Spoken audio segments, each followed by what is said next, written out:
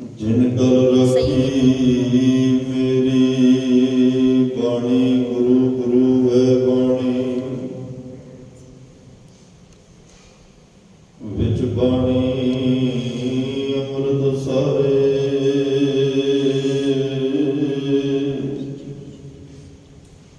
गुरबाणी कहे सेवक जन मानै,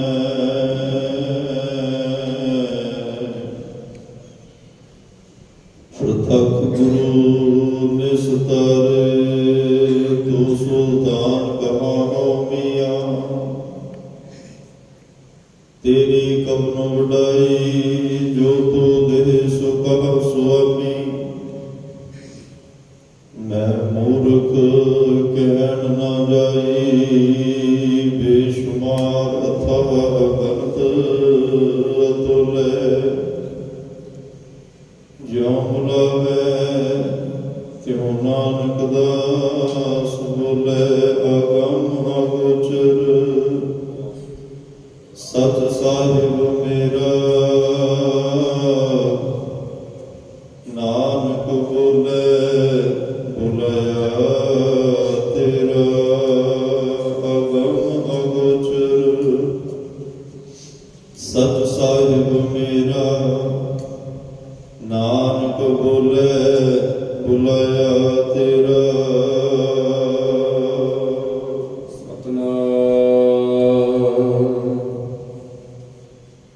श्री वाहिगुरु साहिब जी। या खेल बड़ मेल तमाशा, वाहिगुरु तेरी सब रचना, तू जल थल गगन पयाल फूल रहया, अमृत ते मीठे जाके बचना, मन है धर्मादक रुद्रादक, काल का काल निरंजन रचना, गुर प्रसाद पाइय परमार्थ, सत संगत सेती मन खचना, या खेल बड़ मेल तमाशा, वाहिगुरु तेरी सब रचना, या खेल बड़ मेल तमाशा, वाहिगुरु तेरी सब रचना। वाहिगुरु जी का खालसा, वाहिगुरु जी की फतेह। परम सत्कार ते सम्मानियो चबर छत्र तख्त दे मालक, जुगो जुग अटल सर्व संजीवालता दे पैगंबर, दीन अते दुनिया दे राखे, मनुखता दे सांझे रहबर, गुरता गद्दी ते सुभाईमान, हल्त पलत के रखियक, निमाणियां दे मान, निताणियां दे ताण, धन धन साहिब श्री गुरु ग्रंथ साहिब जी महाराज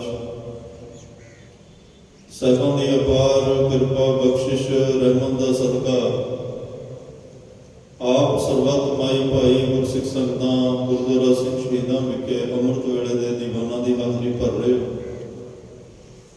वडभागे हो, धनता दे योग हो, सतगुरां दी रब्बी बख्शिश दे पात्र बने हो।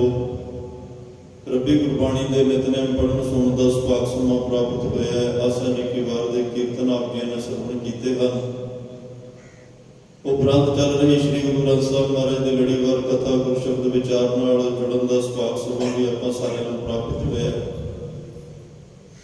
आओ इस मिले हुए समय नूं गुरु की बात पा के ਸਤਿਗੁਰਾਂ ਤੋਂ ਜੀਵਨ ਸੇਧ ਲੈਣ ਦੀ ਕੋਸ਼ਿਸ਼ ਕਰੀਏ। ਆਪਣੇ ਜੀਵਨ ਜ਼ਿੰਦਗੀ ਦੀਆਂ ਕੁਝ ਘੜੀਆਂ ਪਲਾਂ ਨੂੰ ਸਫਲ ਕਰਨ ਦਾ ਯਤਨ ਕਰੀਏ, ਜਿਸ ਕਰਕੇ ਸਾਡੀ ਗੁਰੂ ਤੱਕ ਪਹੁੰਚ ਹੋ ਸਕੇ। ਸਾਨੂੰ ਗੁਰੂ ਦੇ ਉਸ ਅਚਰਜ ਕੌਤਕਾਂ ਦਾ ਪਤਾ ਲੱਗ ਸਕੇ, ਉਸ ਪ੍ਰਮਾਤਮਾ ਦੇ ਸੁਭਾਅ ਦਾ ਪਤਾ ਲੱਗ ਸਕੇ, ਉਹਦੇ ਕਰਮ, ਉਹਦੇ ਨਿਯਮ ਦਾ, ਉਹਦੀ ਮਰਿਆਦਾ ਦਾ, ਉਹਦੇ ਹੁਕਮ ਦਾ, ਉਹਦੀ ਆਗਿਆ ਦਾ ਪਤਾ ਲੱਗ ਸਕੇ। ਤਾਂ ਜਿਸ ਕਰਕੇ ਅਸੀਂ ਉਸ ਪਰਿਪੂਰਨ ਪਰਮਾਤਮਾ ਦੇ ਹੁਕਮ, ਰਜ਼ਾ, ਆਗਿਆ ਵਿੱਚ ਚੱਲ ਕੇ ਆਪਣੇ ਮਨੁੱਖਾ ਜੀਵਨ ਨੂੰ ਸਫਲ ਕਰ ਸਕੀਏ ਔਰ ਗੁਰੂ ਪਰਮਾਤਮਾ 'ਚ ਅਭੇਦ ਹੋ ਸਕੀਏ। ਅੱਜ ਦੇ ਪਾਵਨ ਪਵਿੱਤਰ ਸ਼ਬਦ ਦੇ ਅੰਦਰ ਭੱਟ ਗਿਆਨ ਜੀ ਦਾ ਇਹ 13ਵਾਂ ਸਵਈਆ ਹੈ, ਆਖਰੀ ਸਵਈਆ ਹੈ ਧੰਨ ਗੁਰੂ ਰਾਮਦਾਸ ਪਾਤਸ਼ਾਹ ਜੀ ਦੀ ਉਸਤਤ ਵਿੱਚ। ਟੋਟਲ 60 ਸਵਈਏ ਨੇ ਗੁਰੂ ਰਾਮਦਾਸ ਮਹਾਰਾਜ ਦੀ ਵਡਿਆਈ ਦੇ। ਪਹਿਲੇ 13 ਸਵਈਏ ਭੱਟ ਕੱਲ ਸਹਾਰ ਜੀ ਦੇ ਨੇ, ਫਿਰ 16 ਸਵਈਏ ਭੱਟ ਨਲ ਜੀ ਨੇ ਉਚਾਰਨ ਕੀਤੇ ਨੇ। ਇਹ 13 ਸਵਈਏ ਟੋਟਲ ਗਿਣਤੀ 42 ਹੋ ਚੁੱਕੀ ਹੈ ਤੇ ਇਹ ਭੱਟ ਗਿਆਨ ਜੀ ਦਾ ਸਵਈਆ ਹੈ। ਗੁਰੂ ਤੇ ਪਰਮਾਤਮਾ ਨੂੰ ਇੱਕੋ ਨਜ਼ਰ ਨਾਲ ਵੇਖ ਰਹੇ ਆ।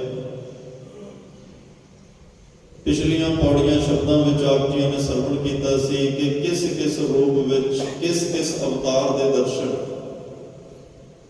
ਉਹਨਾਂ ਨੂੰ ਧੰਨ ਧੰਨ ਸਾਹਿਬ ਸ੍ਰੀ ਗੁਰੂ ਰਾਮਦਾਸ ਪਾਤਸ਼ਾਹ ਵਿੱਚੋਂ ਹੋ ਰਹੇ ਨੇ। ਬੇਅੰਤ ਅਵਤਾਰੀ ਪੁਰਸ਼ਾਂ ਦੇ ਦਰਸ਼ਨ ਉਹਨਾਂ ਨੇ ਧੰਨ ਗੁਰੂ ਨਾਨਕ ਦੇਵ ਪਾਤਸ਼ਾਹ ਦੇ ਘਰ ਵਿੱਚ ਪਹੁੰਚ ਕੇ ਗੁਰੂ ਸਾਹਿਬ ਦੇ ਦਰਸ਼ਨਾਂ ਵਿੱਚੋਂ ਕੀਤੇ। ਔਰ ਇਸ ਗੱਲ ਦੀ ਵੀ ਸਮਝ ਆਈ ਕਿ ਇਹ ਸਾਰਾ ਪਸਾਰਾ, ਸਭ ਕੁਝ ਜੋ ਦੇਖ ਰਹੇ ਹਾਂ ਅਸੀਂ, ਇਹ ਪਰਮਾਤਮਾ ਦੀ ਰਚਨਾ ਹੈ, ਪਰਮਾਤਮਾ ਦੀ ਅਚਰਜ ਲੀਲਾ ਹੈ। ਪਰਮਾਤਮਾ ਨੇ ਹੀ ਇੱਕ ਤਮਾਸ਼ਾ, ਇੱਕ ਖੇਡ ਰਚੀ ਹੈ। ਜਿਸ ਸੰਸਾਰ ਵਿੱਚ, ਜਿਸ ਰਚਨਾ ਦੇ ਵਿੱਚ ਅਸੀਂ ਵੀ ਆਉਂਦੇ ਹਾਂ ਤੇ ਉਸ ਪਰਮਾਤਮਾ ਦੀ ਰਚਾਈ ਹੋਈ ਖੇਡ ਦੇ ਵਿੱਚ ਕੁਝ ਲੋਕ ਗੁਰੂ ਦੇ ਚਰਨਾਂ ਦਾ, ਗੁਰੂ ਦਰ ਦਾ, ਗੁਰੂ ਸ਼ਬਦ ਦਾ ਪੱਲਾ ਪਕੜ ਕੇ ਇਸ ਜੀਵਨ ਜ਼ਿੰਦਗੀ ਦੀ ਖੇਡ ਨੂੰ ਜਿੱਤ ਜਾਂਦੇ ਹਨ। ਕੁਝ ਇਸ ਸੰਸਾਰ ਦੇ ਪਦਾਰਥਾਂ ਦੀ ਜੋ ਰੌਚਕਤਾ, ਇੰਨੀ ਜ਼ਿਆਦਾ ਖਿੱਚ, ਇੰਨੀ ਜ਼ਿਆਦਾ ਚਮਕਦਾ ਮਕੈਨੀ ਹੈ, ਕਿਉਂਕਿ ਜਿਹੜਾ ਕੂੜ ਹੁੰਦਾ ਹੈ, ਝੂਠ ਹੁੰਦਾ ਹੈ, ਉਹ ਰੌਚਕ ਬਹੁਤ ਹੁੰਦਾ ਹੈ, ਚਮਕਦਾਰ ਬਹੁਤ ਹੁੰਦਾ ਹੈ। ਅਕਸਰ ਇਨਸਾਨ ਦਾ ਮਨ ਜਿਹੜਾ ਖਿੱਚਿਆ ਜਾਂਦਾ ਹੈ। ਬਹੁਤਾਤ ਲੋਕ ਇਹਨਾਂ ਪਦਾਰਥਾਂ ਵਿੱਚ ਖਚਤ ਹੋ ਕੇ ਆਪਣੇ ਜੀਵਨ ਜ਼ਿੰਦਗੀ ਦੀ ਬਾਜੀ ਨੂੰ ਹਾਰ ਜਾਂਦੇ ਹਨ। ਤੋ ਮਹਾਰਾਜ ਸਾਹਿਬ ਅਕਾਲ ਪੁਰਖ ਵਾਹਿਗੁਰੂ ਪਰਮਾਤਮਾ ਨੂੰ ਮੁਖਾਤਬ ਹੋ ਕੇ ਭੱਟ ਗਿਆਨ ਜੀ ਕਹਿ ਰਹੇ ਕਿ ਪਰਮਾਤਮਾ, ਕੱਲ ਦੇ ਸਵਈਏ 'ਚ ਉਹਨਾਂ ਨੇ ਕਿਹਾ ਸੀ ਵਾਹੋ ਵਾਹੋ ਦਾ ਵੱਡਾ ਤਮਾਸ਼ਾ। ਉਸ ਵਾਹਿਗੁਰੂ ਪਰਮਾਤਮਾ, ਅਚਰਜ ਪਰਮਾਤਮਾ ਦਾ ਇਹ ਤਮਾਸ਼ਾ, ਇਹ ਅਡੰਬਰ, ਇਹ ਰਚਨਾ ਵੱਡਾ ਹੈ, ਵੱਡੀ ਖੇਡ ਖੇਡੀ ਹੈ, ਵੱਡਾ ਤਮਾਸ਼ਾ, ਵੱਡੀ ਰਚਨਾ ਹੈ। ਅੱਜ ਉਹ ਕਹਿ ਰਹੇ ਆ ਕਿ ਵਾਹਿਗੁਰੂ ਤੇਰੀ ਸਭ ਰਚਨਾ, ਇਹ ਪਰਮਾਤਮਾ ਰਚਨਾ ਸਾਰੀ ਤੇਰੀ ਹੈ, ਇਹ ਸਾਰਾ ਸੰਸਾਰ ਤੇਰਾ ਹੈ। ਔਰ ਇਸ ਸੰਸਾਰ ਨੂੰ ਦੇਖੋ, ਦੋ ਨਜ਼ਰੀਏ ਨੇ ਵੇਖਣ ਦੇ। ਸੰਸਾਰ ਉਹੀ ਹੈ, ਪਰ ਉਹਨਾਂ ਨੂੰ ਵੇਖਣ ਵਾਲਿਆਂ ਦੇ ਨਜ਼ਰੀਏ ਦੋ ਨੇ। ਇੱਕ ਨਜ਼ਰੀਆ ਉਹ ਹੈ ਜਿਨ੍ਹਾਂ ਦੀ ਲਿਵ, ਜਿਨ੍ਹਾਂ ਦਾ ਮਨ ਗੁਰੂ ਪਰਮਾਤਮਾ ਨਾਲ ਜੁੜਿਆ ਹੋਇਆ ਹੈ।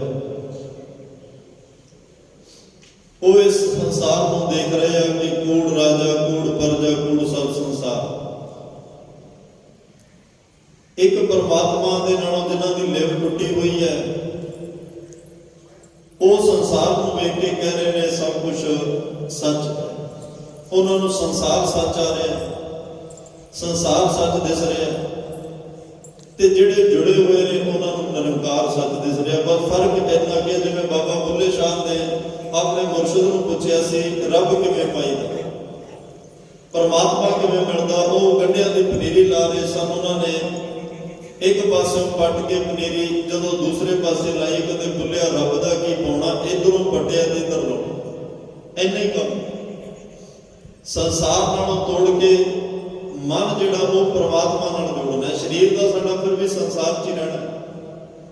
ਜੋ ਰਿਸ਼ਤੇ ਨਾਤੇ ਨੇ ਉਹ ਤਾਂ ਸਰੀਰਾਂ ਕਰਕੇ ਨੇ, ਸਰੀਰਾਂ ਵਾਲਿਆਂ ਨਾਲ ਸਰੀਰਾਂ ਦੇ ਰਿਸ਼ਤੇ ਜੁੜੇ ਹੋਏ ਨੇ, ਸਰੀਰਾਂ ਵਾਲਿਆਂ ਨੇ ਸਰੀਰਾਂ ਦੇ ਨਾਮ ਰੱਖੇ ਹੋਏ ਨੇ, ਉਹ ਇੱਕ ਸਰੀਰਾਂ ਦਾ ਰਿਸ਼ਤਾ ਸਰੀਰਾਂ ਤੱਕ ਸੀਮਤ ਰਹੇਗਾ। ਲੇਕਿਨ ਜਿਹੜਾ ਮਨ ਆਤਮਾ ਦਾ ਰਿਸ਼ਤਾ ਹੈ, ਜਿਹੜੇ ਉਹ ਪ੍ਰਮਾਤਮਾ ਨਾਲ ਗੁਰੂ ਨਾਲ ਜੁੜ ਲੈਂਦੇ ਆ, ਉਹ ਇਸ ਸੰਸਾਰ ਨੂੰ ਜਦੋਂ ਵੇਖਦੇ ਨੇ, ਉਹ ਇਸ ਪਰਮਾਤਮਾ ਨੂੰ ਜਦੋਂ ਵੇਖਦੇ ਨੇ, ਇੱਥੇ ਇੱਕ ਗੱਲ ਕੁਝ ਵਿਦਵਾਨਾਂ ਨੇ ਵੀ ਕੀਤੀ ਹੈ ਕਿ ਇੱਕ ਪਾਸੇ ਕਹਿ ਰਿਹਾ ਕਿ ਕੂੜ ਰਾਜਾ, ਕੂੜ ਪਰਜਾ, ਕੂੜ ਸਭ ਸੰਸਾਰ, ਇਹ ਸਭ ਕੁਝ ਝੂਠ ਹੈ,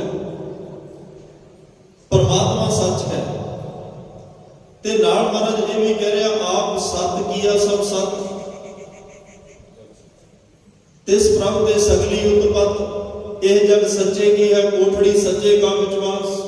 ਜੇ ਪਰਮਾਤਮਾ ਸੱਚਾ, ਫਿਰ ਉਹਦਾ ਸੰਸਾਰ ਝੂਠਾ ਕਿਉਂ? ਜੇ ਉਹ ਆਪ ਸੱਚ ਹੈ, ਉਹਦੀ ਕਿਰਤ ਕਿਵੇਂ ਝੂਠੀ ਹੋ ਗਈ? ਇਹ ਵੀ ਸਵਾਲ ਹੁੰਦਾ ਹੈ। ਪਰ ਇੱਥੇ ਵੀ ਮਹਾਰਾਜ ਸਾਹਿਬ ਕਹਿ ਰਹੇ ਆ ਕਿ ਨਜ਼ਰੀਏ ਦਾ ਫਰਕ ਹੈ। ਜਿਹੜੇ ਜੁੜੇ ਹੋਏ ਨੇ, ਜਦੋਂ ਉਹ ਵੇਖਦੇ ਆ, ਉਹਨਾਂ ਨੂੰ ਇਹ ਜੱਗ ਵਿੱਚ, ਸੰਸਾਰ ਵਿੱਚ, ਕਾਇਨਾਤ ਵਿੱਚ ਪਰਮਾਤਮਾ ਦਿਸਦਾ ਹੈ। ਜਿਹੜੇ ਟੁੱਟੇ ਹੋਏ ਨੇ, ਉਹਨਾਂ ਨੂੰ ਇਹ ਸੰਸਾਰ ਵਿੱਚੋਂ ਸਿਰਫ ਸੰਸਾਰ, ਇੱਕ ਝੂਠ, ਇੱਕ ਪਦਾਰਥ, ਇੱਕ ਮੋਹ ਮਾਇਆ, ਲੋਭ ਲਾਲਚ, ਇਹ ਚੀਜ਼ਾਂ ਦਿਸਦੀਆਂ ਨੇ। ਸੱਚੇ ਤੇਰੇ ਖੰਡ, ਸੱਚੇ ਬ੍ਰਹਮੰਡ, ਸਭ ਕੁਝ ਸੱਚ ਵਰਤ ਰਿਹਾ ਹੈ, ਚਾਰ ਚੁਫੇਰੇ ਸੱਚ ਵਰਤ ਰਿਹਾ ਹੈ। ਮਹਾਰਾਜ ਸਾਹਿਬ ਕਹਿੰਦੇ ਇਹ ਸੱਚੇ ਦੀ ਕਿਰਤ ਨੂੰ ਵੇਖ ਕੇ ਸੱਚੇ ਨਾਲ ਜੁੜਨਾ ਸੀ। ਜਿਵੇਂ ਇੱਕ ਤਸਵੀਰ ਵੇਖਦੇ ਆ ਨਾ, ਜਦੋਂ ਤਸਵੀਰ ਵੇਖ ਕੇ ਅਸੀਂ ਤਸਵੀਰ ਤੋਂ ਜਿੰਨੇ ਕੁ ਫਿਦਾ ਹੋਈਦਾ, ਤੇ ਉਨਾ ਹੀ ਉਸ ਤਸਵੀਰ ਬਣਾਉਣ ਵਾਲੇ ਤੋਂ ਕੁਰਬਾਨ ਲਈ। ਕਿਉਂਕਿ ਜਿਹਨੇ ਉਹ ਕਲਾਕਾਰ ਨੇ ਉਹ ਤਸਵੀਰ ਤਸੱਵਰ ਨੇ ਬਣਾਈ ਹੈ, ਥੱਲੇ ਇੱਕ ਕੋਨੇ 'ਚ ਉਹਦਾ ਨਾਮ ਲਿਖਿਆ ਹੁੰਦਾ। ਕਈ ਲੋਕ ਉਹ ਤਸਵੀਰ ਵੇਖ ਕੇ ਖੁਸ਼ ਹੋ ਜਾਂਦੇ ਆ, ਪਰ ਜਿਹੜੇ ਦਾਨੇ ਆਲਮ ਫਾਜ਼ਲ ਲੋਕ ਹੁੰਦੇ ਆ, ਉਹ ਕਦੇ ਤਸਵੀਰ ਵੇਖ ਕੇ ਖੁਸ਼ ਨਾ ਹੋ। ਜਿਹਨੇ ਤਸਵੀਰ ਬਣਾਈ ਆ, ਉਹਦੀ ਵਡਿਆਈ ਕਰਨੀ ਬਣਦੀ, ਉਹਨੂੰ ਧੰਨਵਾਦ ਕਰਨਾ ਬਣਦਾ ਹੈ, ਉਹਨੂੰ ਸ਼ਾਬਾਸ਼ ਦੇਣੀ ਬਣਦੀ ਹੈ। ਜਿਹਨੇ ਇੱਕ ਚੁੱਪ ਕੀਤੇ ਹੋਏ ਰੰਗਾਂ ਨੂੰ ਇੱਕ ਕਾਗਜ਼ ਦੇ ਉੱਪਰ ਵਾਹ ਕੇ, ਇੱਕ ਚੁੱਪਚਾਪ ਰੰਗਾਂ ਨੂੰ ਕਾਗਜ਼ ਦੀ ਹਿੱਕ ਉੱਤੇ ਵਾਹ ਕੇ, ਉਹਨਾਂ ਦੇ ਮੁਖ ਤੋਂ ਕੁਛ ਨਾ ਕੁਛ ਬੁਲਾ ਦਿੱਤਾ। ਇੱਕ ਇਦਾਂ ਦੀ ਕਲਾਕਾਰੀ ਪੇਸ਼ ਕਰ ਦਿੱਤੀ ਕਿ ਦੇਖਣ ਵਾਲੇ ਵਾਹ ਕਹਿ ਉੱਠੇ, ਵੇਖਣ ਵਾਲੇ ਧੰਨ ਕਹਿ ਉੱਠੇ, ਵੇਖਣ ਵਾਲੇ ਇੱਕ ਵਜਦ ਵਿੱਚ ਚਲੇ ਗਏ, ਇੱਕ ਸ਼ੁਕਰਾਨੇ ਵਿੱਚ ਚਲੇ ਗਏ। ਤੇ ਮਹਾਰਾਜ ਕਹਿੰਦੇ ਨੇ, ਭਾਈ ਤੂੰ ਤਸਵੀਰਾਂ ਨਾਲ ਨਾ ਜੁੜ, ਜਿਹੜਾ ਤਸਵੀਰਾਂ ਬਣਾ ਰਿਹਾ ਹੈ ਉਹਦਾ ਧੰਨਵਾਦ ਕਰ। ਬਸ ਇੰਨਾ ਕੀ ਨਜ਼ਰੀਆ ਗੁਰਮਤਿ ਚੇਂਜ ਕਰਦੀ ਹੈ ਕਿ ਜੋ ਪਰਮਾਤਮਾ ਨੇ ਇਹ ਦਾਤਾਂ ਦਿੱਤੀਆਂ, ਜੋ ਕਲਾਕਿਰਤੀ ਉਹਨੇ ਸਾਜੀ ਹੈ, ਜੋ ਨੇ ਕੁਦਰਤ ਸਾਜੀ ਹੈ, ਜੋ ਨੇ ਜੀਵ ਜੰਤ ਸਾਜੇ, ਤੂੰ ਇਹਨਾਂ ਨਾਲ ਨਾ ਜੁੜ। ਇਹ ਸਾਰੇ ਕਾਸੇ ਨੂੰ ਬਣਾਉਣ ਵਾਲੇ, ਇਹ ਸਾਰੀ ਚੀਜ਼ ਨੂੰ ਰਚਣ ਵਾਲੇ, ਇਸ ਸਾਰੀ ਕੁਦਰਤ ਦੇ ਮਾਲਕ ਕਾਦਰ ਪਰਮਾਤਮਾ ਨਾਲ ਜੁੜ, ਉਸ ਸੱਚੇ ਪਾਤਸ਼ਾਹ ਨਾਲ ਜੁੜ। ਚੱਚਾ ਰਚਤ ਚਿੱਤਰ ਹੈ ਭਾਰੀ, ਤਜ ਚਿੱਤਰ ਹੈ ਚਿੱਤ ਹੋ ਚਿਤਕਾਰੀ, ਚਿੱਤਰ ਬਚਿੱਤਰ ਇਹ ਹੈ ਅਵ ਤੇਰਾ, ਤਜ ਚਿੱਤਰ ਹੈ ਚਿੱਤ ਰਾਖ ਚ ਤੇਰਾ। ਤੇ ਮਹਾਰਾਜ ਕਹਿੰਦੇ ਜਿਹੜੀਆਂ ਇਹ ਤਸਵੀਰਾਂ ਨੇ, ਭਾਈ ਤਸਵੀਰਾਂ ਬਣਾਉਣ ਵਾਲੇ ਦੀ ਮਹਿਮਾ ਕਰ, ਕਿਉਂਕਿ ਥੱਲੇ ਉਹਨੇ ਨਾਮ ਲੈ ਕੇ ਦੱਸ ਦਿੱਤਾ ਕਿ ਇਹ ਤਸਵੀਰ ਮੈਂ ਬਣਾਈ ਹੈ। ਜੇ 84 ਲੱਖ ਜੂਨ ਦਾ ਅੱਜ ਜ਼ਿਕਰ ਚੱਲ ਰਿਹਾ, ਇਹ ਆਪਣੇ ਆਪ ਨਹੀਂ ਕੁਛ ਵੀ ਬਣਿਆ, ਇਹ ਪਰਮਾਤਮਾ ਨੇ ਸਾਜਿਆ। ਆਪੀ ਨੇ ਆਪ ਸਾਜਿਓ, ਆਪੀ ਨੇ ਰਚਿਓ ਨਾਉ, ਦੁਈ ਕੁਦਰਤ ਸਾਜਿਆ ਕਰ ਆਸਣ, ਦੇਖੋ ਜਾਓ। ਇਹ ਪਰਮਾਤਮਾ ਨੇ ਸਭ ਕੁਝ ਸਾਜਿਆ ਹੈ। ਤਿੰਨ ਤਰੀਕਿਆਂ ਨਾਲ ਕੋਈ ਵੀ ਚੀਜ਼ ਹੋਂਦ ਵਿੱਚ ਆਉਂਦੀ ਹੈ, ਤਿੰਨ ਸਾਧਨ ਨੇ ਉਹਨੂੰ ਬਣਾਉਣ ਦੇ। ਪਹਿਲਾ ਹੈ ਉਤਪਾਦਕ, ਦੂਸਰਾ ਹੈ ਨਿਮਿਤ, ਤੀਸਰਾ ਹੁੰਦਾ ਸਾਧਨ। ਉਤਪਾਦਕ ਤਾਂ ਇਹ ਹੈ ਵੀ ਘੁਮਿਆਰ ਹੈ, ਮਿੱਟੀ ਨਹੀਂ। ਘੜਾ ਕਿਵੇਂ ਬਣਾਵੇ? ਘੁਮਿਆਰ ਤਾਂ ਹੈ ਪਰ ਮਿੱਟੀ ਨਹੀਂ। ਜਾਂ ਅਗਰ ਉਹ ਮਿੱਟੀ ਹੈ, ਘੁਮਿਆਰ ਨੇ, ਉਹ ਬਣੇ ਕਿਵੇਂ? ਉਤਪਾਦਕ ਹੈ, ਰॉ ਮਟੀਰੀਅਲ ਹੈ ਲੇਕਿਨ ਬਣਾਉਣ ਵਾਲਾ ਨਹੀਂ। ਦੂਸਰਾ ਹੁੰਦਾ ਨਿਮਿਤ, ਵੀ ਮਿੱਟੀ ਤਾਂ ਹੈ ਪਰ ਘੁਮਿਆਰ ਕੋਲ ਨਹੀਂ, ਤਾਂ ਵੀ ਘੜਾ ਨਹੀਂ ਬਣ ਸਕਦਾ। ਤੀਸਰੀ ਗੱਲ ਇਹ ਹੈ ਵੀ ਘੁਮਿਆਰ ਵੀ ਹੈ, ਮਿੱਟੀ ਵੀ ਹੈ। ਚੌਥਾ ਤੀਸਰਾ ਕਾਰਨ ਹੁੰਦਾ ਸਾਧਨ, ਉਹਨੂੰ ਬਣਾਉਣ ਵਾਲਾ ਸਾਂਚਾ ਨਹੀਂ ਹੈ, ਉਹਨੂੰ ਬਣਾਉਣ ਵਾਲੀ ਟਕਸਾਲ ਤੋਂ ਘਾੜਤ ਨਹੀਂ ਹੈ। ਜਿਸ ਸਾਂਚੇ ਵਿੱਚ ਪਾ ਕੇ ਘੜੇ ਨੂੰ ਬਣਾਇਆ ਫਿਰ ਵੀ ਨਹੀਂ ਉਹ ਬਣ ਸਕਦਾ। ਪਰਮਾਤਮਾ ਨੇ ਇਹਨਾਂ ਤਰੀਕਿਆਂ ਦੇ ਨਾਲ, ਰॉ ਮਟੀਰੀਅਲ ਵੀ ਉਹਦਾ ਆਪਣਾ ਹੈ, ਬਣਾਉਣ ਵਾਲਾ ਵੀ ਆਪਣਾ ਹੈ, ਤੇ ਇਹ ਸਾਰਾ ਖਾਕਾ ਉਹਦਾ ਸਾਂਚਾ ਵੀ ਆਪਣਾ ਹੀ ਹੈ। ਉਹਨੇ ਕਿਸੇ ਤੋਂ ਕੁਝ ਮੰਗਣ ਵਾਸਤੇ ਨਹੀਂ ਜਾਣਾ। ਅੱਜ ਵੱਖਰੀ ਗੱਲ ਹੈ, ਲੋਕ ਕਿਸੇ ਵਿਸ਼ੇਸ਼ ਦੇਵਤਿਆਂ ਦੀ ਪੂਜਾ ਕਰਦੇ ਆ ਕਿ ਇਹ ਸਾਡੀ ਕਿਰਤ ਦਾ ਮਾਲਕ ਹੈ। ਦੀਵਾਲੀ ਤੋਂ ਅਗਲੇ ਦਿਨ ਵਿਸ਼ੇਸ਼ ਪੂਜਾ ਹੁੰਦੀ ਹੈ, चलो जिन्हां दा धर्म या जिन्हां दी समझ करनी चाहिए है, पर सारे संसार की किरत करने वाला तो परमात्मा ही है ना। उन्होंने करता पुरख कहा जाता। करता पुरख का मतलब जिहड़ा 24 घंटे किरत कर रहा, रब वेला नहीं बैठता। वो बना रहा, वो चला रहा, वो प्रबंध कर रहा है, ते वो जिहड़ा जिन्हों लैके जाना उन्होंने लिजा रहा, किसी को रिजक दे रहा। सारियां दी परवरिश ਵੱਖੋ ਵੱਖਰੇ रूपों में वो आप परमात्मा कर रहा है, वो अकाल पुरख आप कर रहा। ताही अज भट्ट साहिबान कह रहा वाहिगुरू तेरी सब रचना। सानू गुरु रामदास पातशाह के घर में आके इस गल की समझ लग गई, क्योंकि एक मत है जिहड़ा कहता संसार में ब्रह्मा जी साजदे, वो कहते प्रबंध सारा विष्णु भगवान कोल है ते दुनिया को लिजाण का काम शिव जी भगवान कोल है। चलो उन्हां दा मत उन्हां तक है। एक संसारी, एक भंडारी, एक लाई दी वाण वो वेखै उन्हां नजर ना आवे। बहुता ए वडाण जो तिस भावै, जे परमात्मा नूं चंगा जिव तू भावै तिवै चलावै।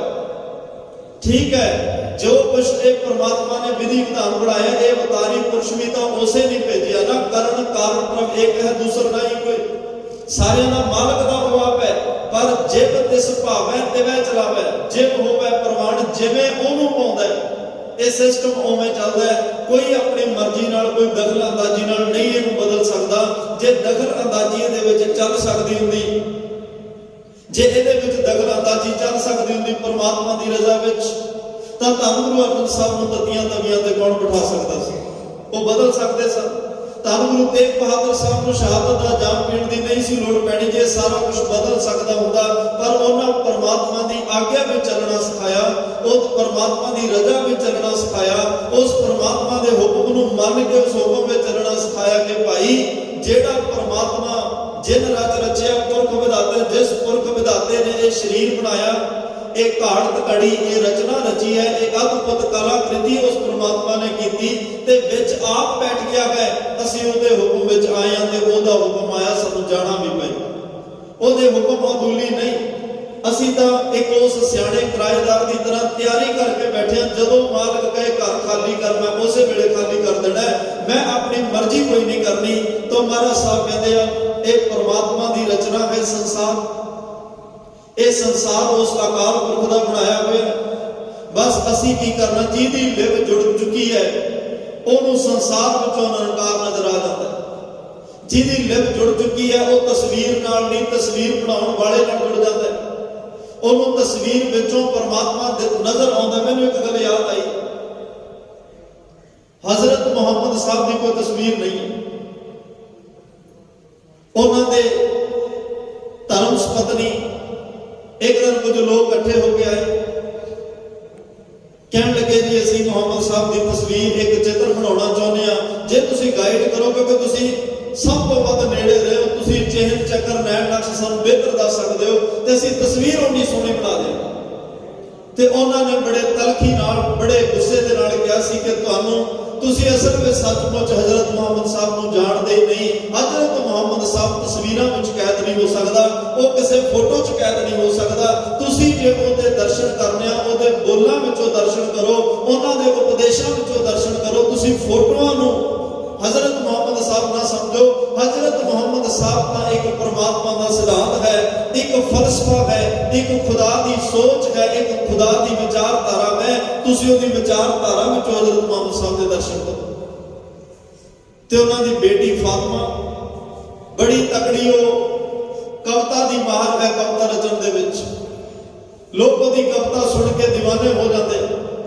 कुछ लोग कविता सुन के उन्होंने मन च आया कि जी बीबी फातिमा के दर्शन भी कर रही है, उन्होंने दीद भी कर ली है, जिहड़े इन्नी सोहनी रचना रचते हैं। उन्होंने इजहार किया कि असीं तुहाडे दर्शन करना चाहुंदे हां, जिहड़े इन्नी सोहनी रचना रचते हैं।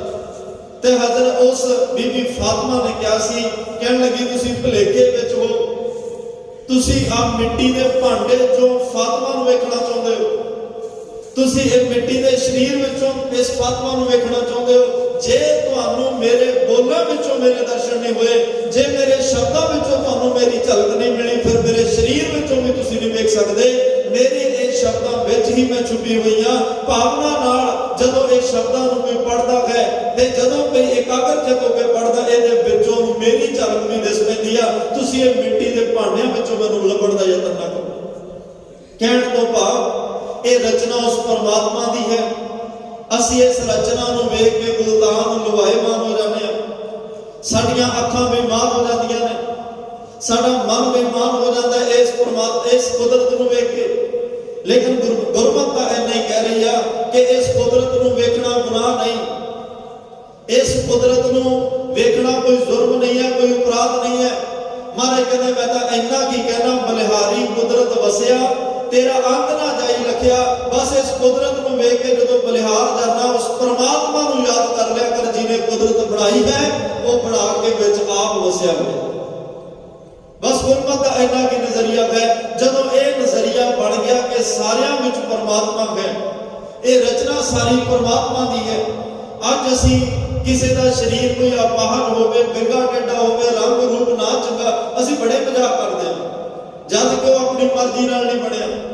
ਕਿਸੇ ਦੀ ਜਾਤ ਪਾਤ ਨੂੰ ਵੇਖ ਕੇ ਅਸੀਂ ਘਿਰਣਾ ਕਰਦੇ। ਕੋਈ ਆਪਣੀ ਮਰਜ਼ੀ ਨਾਲ ਕਿਸੇ ਵੱਡੀ ਛੋਟੀ ਜਾਤ ਵਿੱਚ ਨਹੀਂ ਆਉਂਦਾ, ਕੋਈ ਆਪਣੀ ਮਰਜ਼ੀ ਨਾਲ ਕਿਸੇ ਵਿਸ਼ੇਸ਼ ਧਰਮ ਵਿੱਚ ਕੋਈ ਨਹੀਂ ਆਉਂਦਾ, ਕੋਈ ਆਪਣੀ ਮਰਜ਼ੀ ਨਾਲ ਕਿਸੇ ਵੱਡੇ ਛੋਟੇ ਸ਼ਹਿਰ ਪਿੰਡ ਵਿੱਚ ਨਹੀਂ ਆਉਂਦਾ, ਕੋਈ ਆਪਣੀ ਮਰਜ਼ੀ ਨਾਲ ਚੰਗੇ ਮਾੜੇ ਮਾਂ-ਬਾਪ ਦੇ ਘਰ ਵਿੱਚ ਨਹੀਂ ਆਉਂਦਾ। ਇੱਥੇ ਮਰਜ਼ੀ ਚੱਲਦੀ ਹੀ ਨਹੀਂ, ਜ਼ੋਰ ਨਾ ਜੀਵਨ, ਮਰਨ ਨਾ ਜ਼ੋਰ, ਇੱਥੇ ਕੋਈ ਜ਼ੋਰ ਨਹੀਂ, ਕੋਈ ਮਰਜ਼ੀ ਨਹੀਂ। ਇਹ ਸਾਡੇ ਕਰਮਾਂ ਦੇ ਸੌਦੇ ਆ ਭਾਈ। ਜਿਹੋ ਜੇ ਕਰਮ ਸਨ ਕਰਮੀ ਕਰਮੀ ਹੋਏ ਵਿਚਾਰ, ਕਰਮਾਂ ਦੇ ਹਿਸਾਬ ਨਾਲ ਵਿਚਾਰ ਕਰਕੇ ਪਰਮਾਤਮਾ ਨੇ ਜਿੱਥੇ ਸਾਨੂੰ ਭੇਜ ਦਿੱਤਾ, ਜਿਹੋ ਜੇ ਭੇਜ ਦਿੱਤਾ, ਜਿਹੋ ਜੇ ਬਣਾ ਦਿੱਤਾ, ਬਸ ਉਸੇ ਨੂੰ ਵੇਖ ਕੇ ਉਹਦਾ ਸ਼ੁਕਰਾਨਾ ਕਰਨਾ ਚਾਹੀਦਾ, ਨਾ ਕਿ ਉਸ ਕਾਦਰ ਦੀ ਕੁਦਰਤ ਨੂੰ ਵੇਖ ਕੇ, ਉਹਦੀ ਕਲਾਕ੍ਰਿਤੀ ਨੂੰ ਵੇਖ ਕੇ ਨੁਕਸ ਕੱਢਣੇ ਚਾਹੀਦੇ।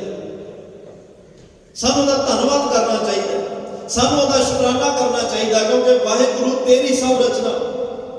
ਜੇ ਪਰਮਾਤਮਾ ਤੇ ਇੰਨਾ ਵਿਸ਼ਵਾਸ ਹੈ, ਪਰਮਾਤਮਾ ਤੇ ਐਡਾ ਭਰੋਸਾ ਹੈ, ਪਰਮਾਤਮਾ ਨੂੰ ਅਸੀਂ ਇੰਨਾ ਬਿਹਤਰੀਨ ਪਿਆਰ ਕਰਦੇ ਹਾਂ, ਸਦਕਾ ਫਿਰ ਉਹਦੀ ਰਚਨਾ ਤੇ ਸ਼ੱਕ ਕਿਉਂ ਪੈਦਾ ਹੋ ਜਾਂਦਾ? ਫਿਰ ਉਹਦੀ ਰਚਨਾ ਨੂੰ ਵੇਖ ਕੇ ਅਸੀਂ ਕਿਉਂ ਮੱਥੇ ਵੱਟ ਪਾ ਲੈਂਦੇ ਹਾਂ?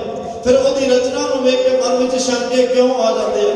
ਜਿਸ ਦਿਨ ਇਸ ਗੱਲ ਦੀ ਸਮਝ ਲੱਗ ਗਈ ਕਿ ਇਹ ਪਰਮਾਤਮਾ ਦੀ ਰਚਨਾ ਹੈ ਤੇ ਪਰਮਾਤਮਾ ਹੀ ਸਾਰਿਆਂ ਵਿੱਚ ਰਚ ਕੇ ਵਸਿਆ ਹੋਇਆ, ਕਿਸੇ ਵੀ ਕਿਰਤ ਤੋਂ ਬਾਹਰ ਨਹੀਂ ਹੈ। ਪਰਮਾਤਮਾ ਨੇ ਜਿੰਨੀ ਕਿਰਤ ਸਾਜੀ, ਕਿਸੇ ਵੀ ਕਿਰਤ ਤੋਂ ਬਾਹਰ ਨਹੀਂ ਹੈ। ਉਹ ਸਾਰਿਆਂ ਦੇ ਵਿੱਚ ਵਸਿਆ, ਸਾਰਿਆਂ ਦੇ ਵਿੱਚ ਰਮਿਆ।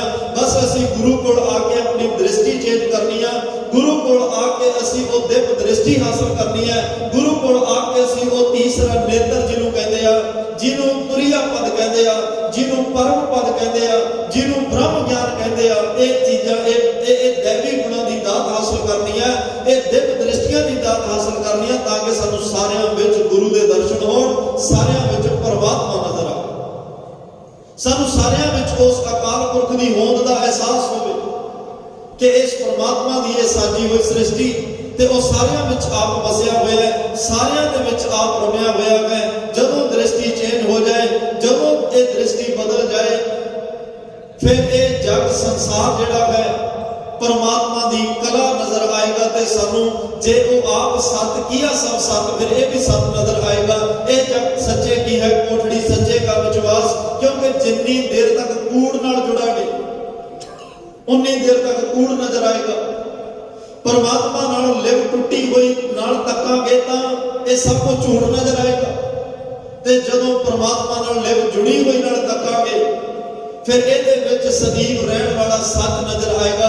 ਫਿਰ ਸਾਡਾ ਮੋਹ, ਸਾਡੀ ਪ੍ਰੀਤ ਉਸ ਅਬਨਾਸ਼ੀ ਨਾਲ ਹੋਏਗੀ। ਇਹ ਨਾਸ਼ਵੰਤ ਦਾ ਜਿਹੜਾ ਇਹ ਸਭ ਅਡੰਬਰ ਹੈ, ਇਹਦੇ ਨਾਲ ਸਾਡੀ ਪ੍ਰੀਤ ਨਹੀਂ ਹੋਏਗੀ। ਫਿਰ ਇੱਕ ਗੱਲ ਦੀ ਸਮਝ ਆ ਜਾਂਦੀ ਹੈ, ਇਹ ਰਚਨਾ ਬਿਨਸਨਹਾਰ ਹੈ, ਲੇਕਿਨ ਰਚਨ ਵਾਲਾ ਜੁਗੋ ਜੁਗਾ ਟਲ ਹੈ। ਇਸ ਗੱਲ ਦੀ ਸਮਝ ਆਏਗੀ ਕਿ ਉਹਦੀ ਰਚਨਾ ਇਹ ਬਿਨਸਨਹਾਰ ਹੈ, ਪਰ ਉਸ ਪਰਮਾਤਮਾ ਨੇ ਜੋ ਕੁਝ ਪਾਇਆ ਸੋ ਏਕਾ ਵਾਰ। ਸਾਡਾ ਵੀ ਜਨਮ ਸਿਰਫ ਇੱਕ ਵਾਰ ਹੀ ਹੋਇਆ। ਇਹ ਸਾਨੂੰ ਲੱਗਦਾ ਕਿ ਵਾਰ-ਵਾਰ ਜਨਮ ਹੋ ਰਿਹਾ, ਸਾਨੂੰ ਇੱਕੇ ਵਾਰ ਪਰਮਾਤਮਾ ਨੇ ਭੇਜ ਦਿੱਤਾ। ਜੋ ਕੁਝ ਪਾਇਆ ਸੋ ਏਕਾ ਵਾਰ। ਬਸ ਕਰਮਾਂ ਦੇ ਹਿਸਾਬ ਨਾਲ ਜਾਮੇ ਬਦਲਦੇ ਜਾ ਰਹੇ। ਆਤਮਾ ਦਾ ਸਫ਼ਰ ਵਿੱਚ ਹੀ ਹੈ ਨਾ, ਜਿਹਨੂੰ ਮਾਰੇ ਕਰਿਆ ਹਾਂ ਆਇਆ ਦੂਰੋਂ ਚੱਲ ਕੇ। ਦੂਰੋਂ ਚੱਲਣ ਦੇ ਅਰਥ ਕੀ ਸਨ?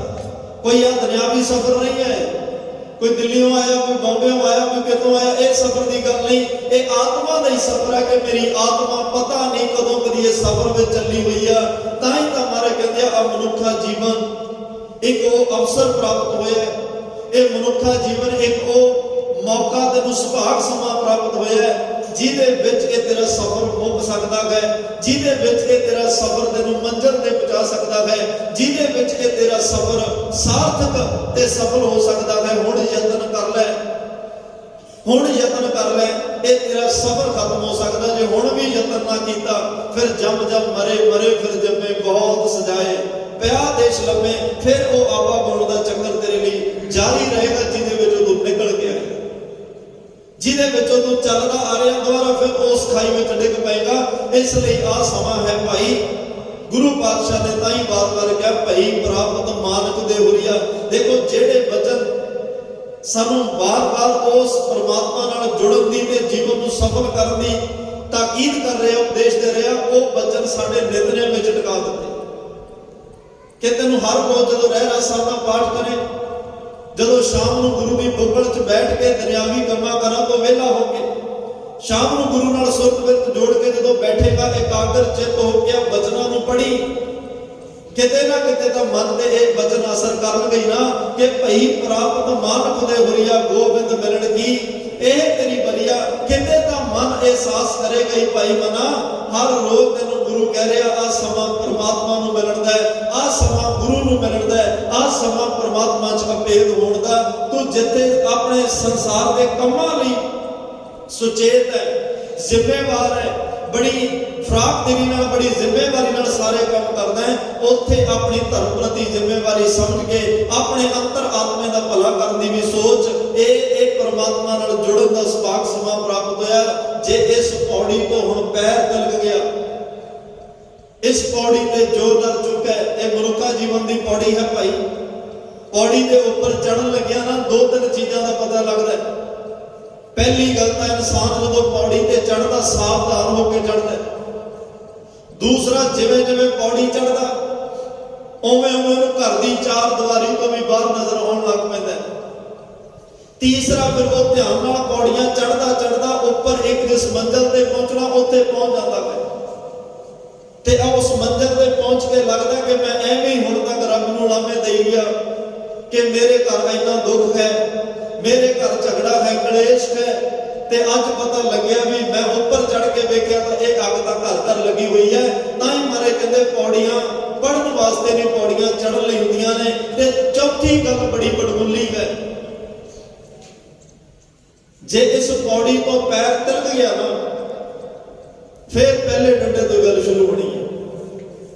ਆਮ ਮੰਜ਼ਿਲਾਂ ਦੇ ਤਾਂ ਤੁਸੀਂ ਜਿੱਥੇ ਖੜੇ ਹੋ 500 ਕਿਲੋਮੀਟਰ ਜਾਣਾ, ਜੇ 100 ਕਿਲੋਮੀਟਰ ਤੇ ਜਾ ਕੇ ਖੜ ਕੇ ਅੱਧਾ ਘੰਟਾ ਰੁਕੇ, ਉੱਥੋਂ ਹੀ ਫਿਰ ਸਫ਼ਰ ਸ਼ੁਰੂ ਹੋ ਜਾਣਾ। ਪਰ ਪੌੜੀ ਤੇ ਐਵੇਂ ਨਹੀਂ ਹੁੰਦਾ। ਜੇ ਪੌੜੀ ਤੋਂ ਪੈਰ ਤਿਲਕ ਗਿਆ, ਡਿੱਗ ਪਏ, ਇੱਥੇ ਉਸੇ ਡੰਡੇ ਤੋਂ ਸਫ਼ਰ ਨਹੀਂ ਸ਼ੁਰੂ ਹੋਣਾ, ਇੱਥੇ ਫਿਰ ਪਹਿਲੇ ਡੰਡੇ ਤੋਂ ਹੀ ਸਫ਼ਰ ਸ਼ੁਰੂ ਕਰਨਾ ਪਏਗਾ। ਤਾਂ ਹੀ ਮਹਾਰਾਜ ਸਾਹਿਬ ਕਹਿੰਦੇ ਆ ਵੀ ਇਹ ਪੌੜੀਆਂ ਪੜ੍ਹਨੀਆਂ ਤਾਂ ਬਹੁਤ ਸੌਖੀਆਂ ਨੇ ਭਾਈ, ਇਹ ਚੜ੍ਹਨੀਆਂ ਔਖੀਆਂ ਨੇ। ਇਕਾਗਰ ਚਿੱਤ ਹੋ ਕੇ ਚੜ੍ਹ। ਅੱਜ ਤਾਂ ਤੂੰ ਆਪਣੇ ਪਦਾਰਥ, ਆਪਣੇ ਪਰਿਵਾਰ ਤੱਕ ਸੀਮਤ ਹੈ, ਫਿਰ ਇਹ ਮੋਹ ਤੋਂ ਨਿਕਲ ਕੇ ਜਦੋਂ ਪ੍ਰੇਮ ਦੀ ਦੁਨੀਆ 'ਚ ਜਾਏਗਾ, ਪੌੜੀਆਂ ਚੜ੍ਹਦਾ, ਫਿਰ ਤੈਨੂੰ ਘਰ ਦੀ ਚਾਰ ਦੀਵਾਰੀ ਤੋਂ ਬਾਹਰ ਵੀ ਮਨ ਵਿੱਚ ਅਹਿਸਾਸ ਹੋਏਗਾ ਕਿ ਕੋਈ ਲੋੜਵੰਦ ਬਾਹਰ ਖੜਾ ਹੈ, ਕੋਈ ਹੋਰ ਕਿਸੇ ਚੀਜ਼ ਦਾ ਮੁਤਾਸਬ ਬਾਹਰ ਖੜਾ, ਮੈਂ ਉਹਦੀ ਲੋੜ ਪੂਰੀ ਕਰ ਦਿਆਂ, ਮੈਂ ਉਹਦੀ ਝੋਲੀ 'ਚ ਕੁਛ ਪਾ ਦਿਆਂ। ਤੈਨੂੰ ਆਪਣੇ ਵਰਗੇ ਹੋਰ ਵੀ ਨਜ਼ਰ ਆਉਣਗੇ ਤੇ ਜਿਹੜਾ ਹੁਣ ਤੱਕ ਲਾਭਾਂ ਦਿੱਤਾ, ਫਰੀਦਾ ਮੈਂ ਜਾਣਿਆ ਦੁੱਖ ਮੁਝ ਕੋ, ਦੁੱਖ ਸਵਾਇਆ ਜਗ, ਉੱਚੇ ਚੜ ਕੇ ਦੇਖਿਆ ਤਾਂ ਘਰ ਘਰ ਇਹ ਅੱਗ। ਅੱਜ ਉੱਚੇ ਚੜ ਕੇ ਇੱਥੇ ਜੇ ਅਖਰੀ ਅਰਥ ਕਰਾਂਗੇ ਤਾਂ ਇਹ ਵੀ ਕੋਠੇ ਚੜ ਕੇ ਵੇਖਿਆ, ਪਰ ਜੇ ਅੰਤਰੀਮ ਅਰਥ ਕਰਾਂਗੇ ਜਦੋਂ ਮੱਤ ਉੱਚੀ ਕਰਕੇ ਤੱਕਿਆ, ਜਦੋਂ ਮੇਰੀ ਮਾਨਸਿਕਤਾ ਉੱਚੀ ਹੋ ਗਈ, ਮੇਰੀ ਮੱਤ ਉੱਚੀ ਹੋ ਗਈ, ਜਦੋਂ ਦਿਵ ਦ੍ਰਿਸ਼ਟੀ ਮੈਨੂੰ ਮਿਲ ਗਈ, ਜਿਵੇਂ ਧੰਨ ਗੁਰੂ ਨਾਨਕ ਸਾਹਿਬ ਬਾਬਾ ਦੇਖਿਆ ਧਿਆਨ ਧਰ, ਜਗਤੀ ਸਭ ਪ੍ਰਿਥਵੀ ਦੇ ਸਲਾਈ। ਗੁਰੂ ਨਾਨਕ ਸਾਹਿਬ ਨੇ ਧਿਆਨ ਲਾ ਕੇ ਵੇਖਿਆ ਸੀ ਨਾ ਕਿ ਸੰਸਾਰ ਕਿਵੇਂ ਸੜ ਰਿਹਾ ਹੈ, ਸੰਸਾਰ ਕਿਵੇਂ ਬਲ ਰਿਹਾ ਹੈ, ਸੰਸਾਰ ਦੀ ਕਿੰਨੀ ਤਰਸਯੋਗ ਹਾਲਤ ਹੈ। ਉਹ ਧਿਆਨ ਲਾ ਕੇ ਸਭ ਕੁਝ ਵੇਖਿਆ। ਦਸਤਗੀਰ ਪੀਰ ਧਿਆਨ ਲਾ ਕੇ ਵੇਖ ਰਿਹਾ ਮੇਰੇ ਸ਼ਹਿਰ ਵਿੱਚ ਕੌਣ ਆਇਆ। ਉਹਨੇ ਧਿਆਨ ਲਾ ਕੇ ਵੇਖਿਆ ਮੇਰੇ ਸ਼ਹਿਰ ਵਿੱਚ ਕੋਈ ਵੱਡਾ ਪੀਰ ਆਇਆ ਹੈ, ਕੋਈ ਪਰਮਾਤਮਾ ਦਾ ਸਰੂਪ। ਧਿਆਨ ਦੀ ਸਾਰੀ ਗੱਲ ਹੈ। ਜਦੋਂ ਇਹ ਧਿਆਨ ਲੱਗਣ ਲੱਗ ਗਿਆ, ਧਿਆਨ ਉੱਚਾ ਹੋ ਗਿਆ, ਫਿਰ ਰੱਬ ਨਾਲ ਉਲਾਮੇ ਘਟ ਜਾਂਦੇ ਆ, ਸ਼ਿਕਾਇਤਾਂ ਘਟ ਜਾਂਦੀਆਂ ਨੇ। ਫਿਰ ਇੱਕ ਗੱਲ ਦੀ ਸਮਝ ਆਉਂਦੀ ਹੈ, ਦੁੱਖ ਸੁੱਖ ਦੋਏ ਦਰ ਕੱਪੜੇ ਪਹਿਰੇ ਜਾਏ ਮਨੁੱਖ। ਸੰਸਾਰ ਦੁਖੀ ਹੈ, ਨਾਨਕ ਦੁਖੀਆ ਸਭ ਸੰਸਾਰ। ਗੁਰੂ ਨਾਨਕ ਸਾਹਿਬ ਨੇ ਚਾਰ ਉਦਾਸੀਆਂ ਕਰਕੇ, ਦੁਨੀਆ ਦਾ ਰਟਨ ਕਰਕੇ करके एक लंबा पैंडा तय करके ही इस गल का निर्णय किया सी कि नानक दुखिया सब संसार भाई मैनू बड़े लोग अमीर भी मिले, हुक्मरान भी मिले, पहलवान भी मिले, बलवान भी मिले, धनवान भी मिले, मैनू कोई सुखी नहीं मिलिया। सुखी तो वही है जिहदे कोल नाम का किणका होवे, जिहदे अंदर परमात्मा का नाम वसिया होवे, वही सुखी है। नहीं सारी दुनिया दुखा नाल भरी हुई, मैनू सारी दुखी नजर आए। तो इसलिए अज गरीब नवाज सतगुरु कह रहे हैं कि भाई ये परमात्मा की रचना है, बस उस रचना को वेख के असी परमात्मा का शुक्र करना है, धन्यवाद करना है। उस रचनहारे विधाते पुरख नाल जुड़ना है, उस करते पुरख नाल जुड़ना है। जदों लिव जुड़ जाएगी फिर इसकी रचना विचों भी वही नजर आएगा।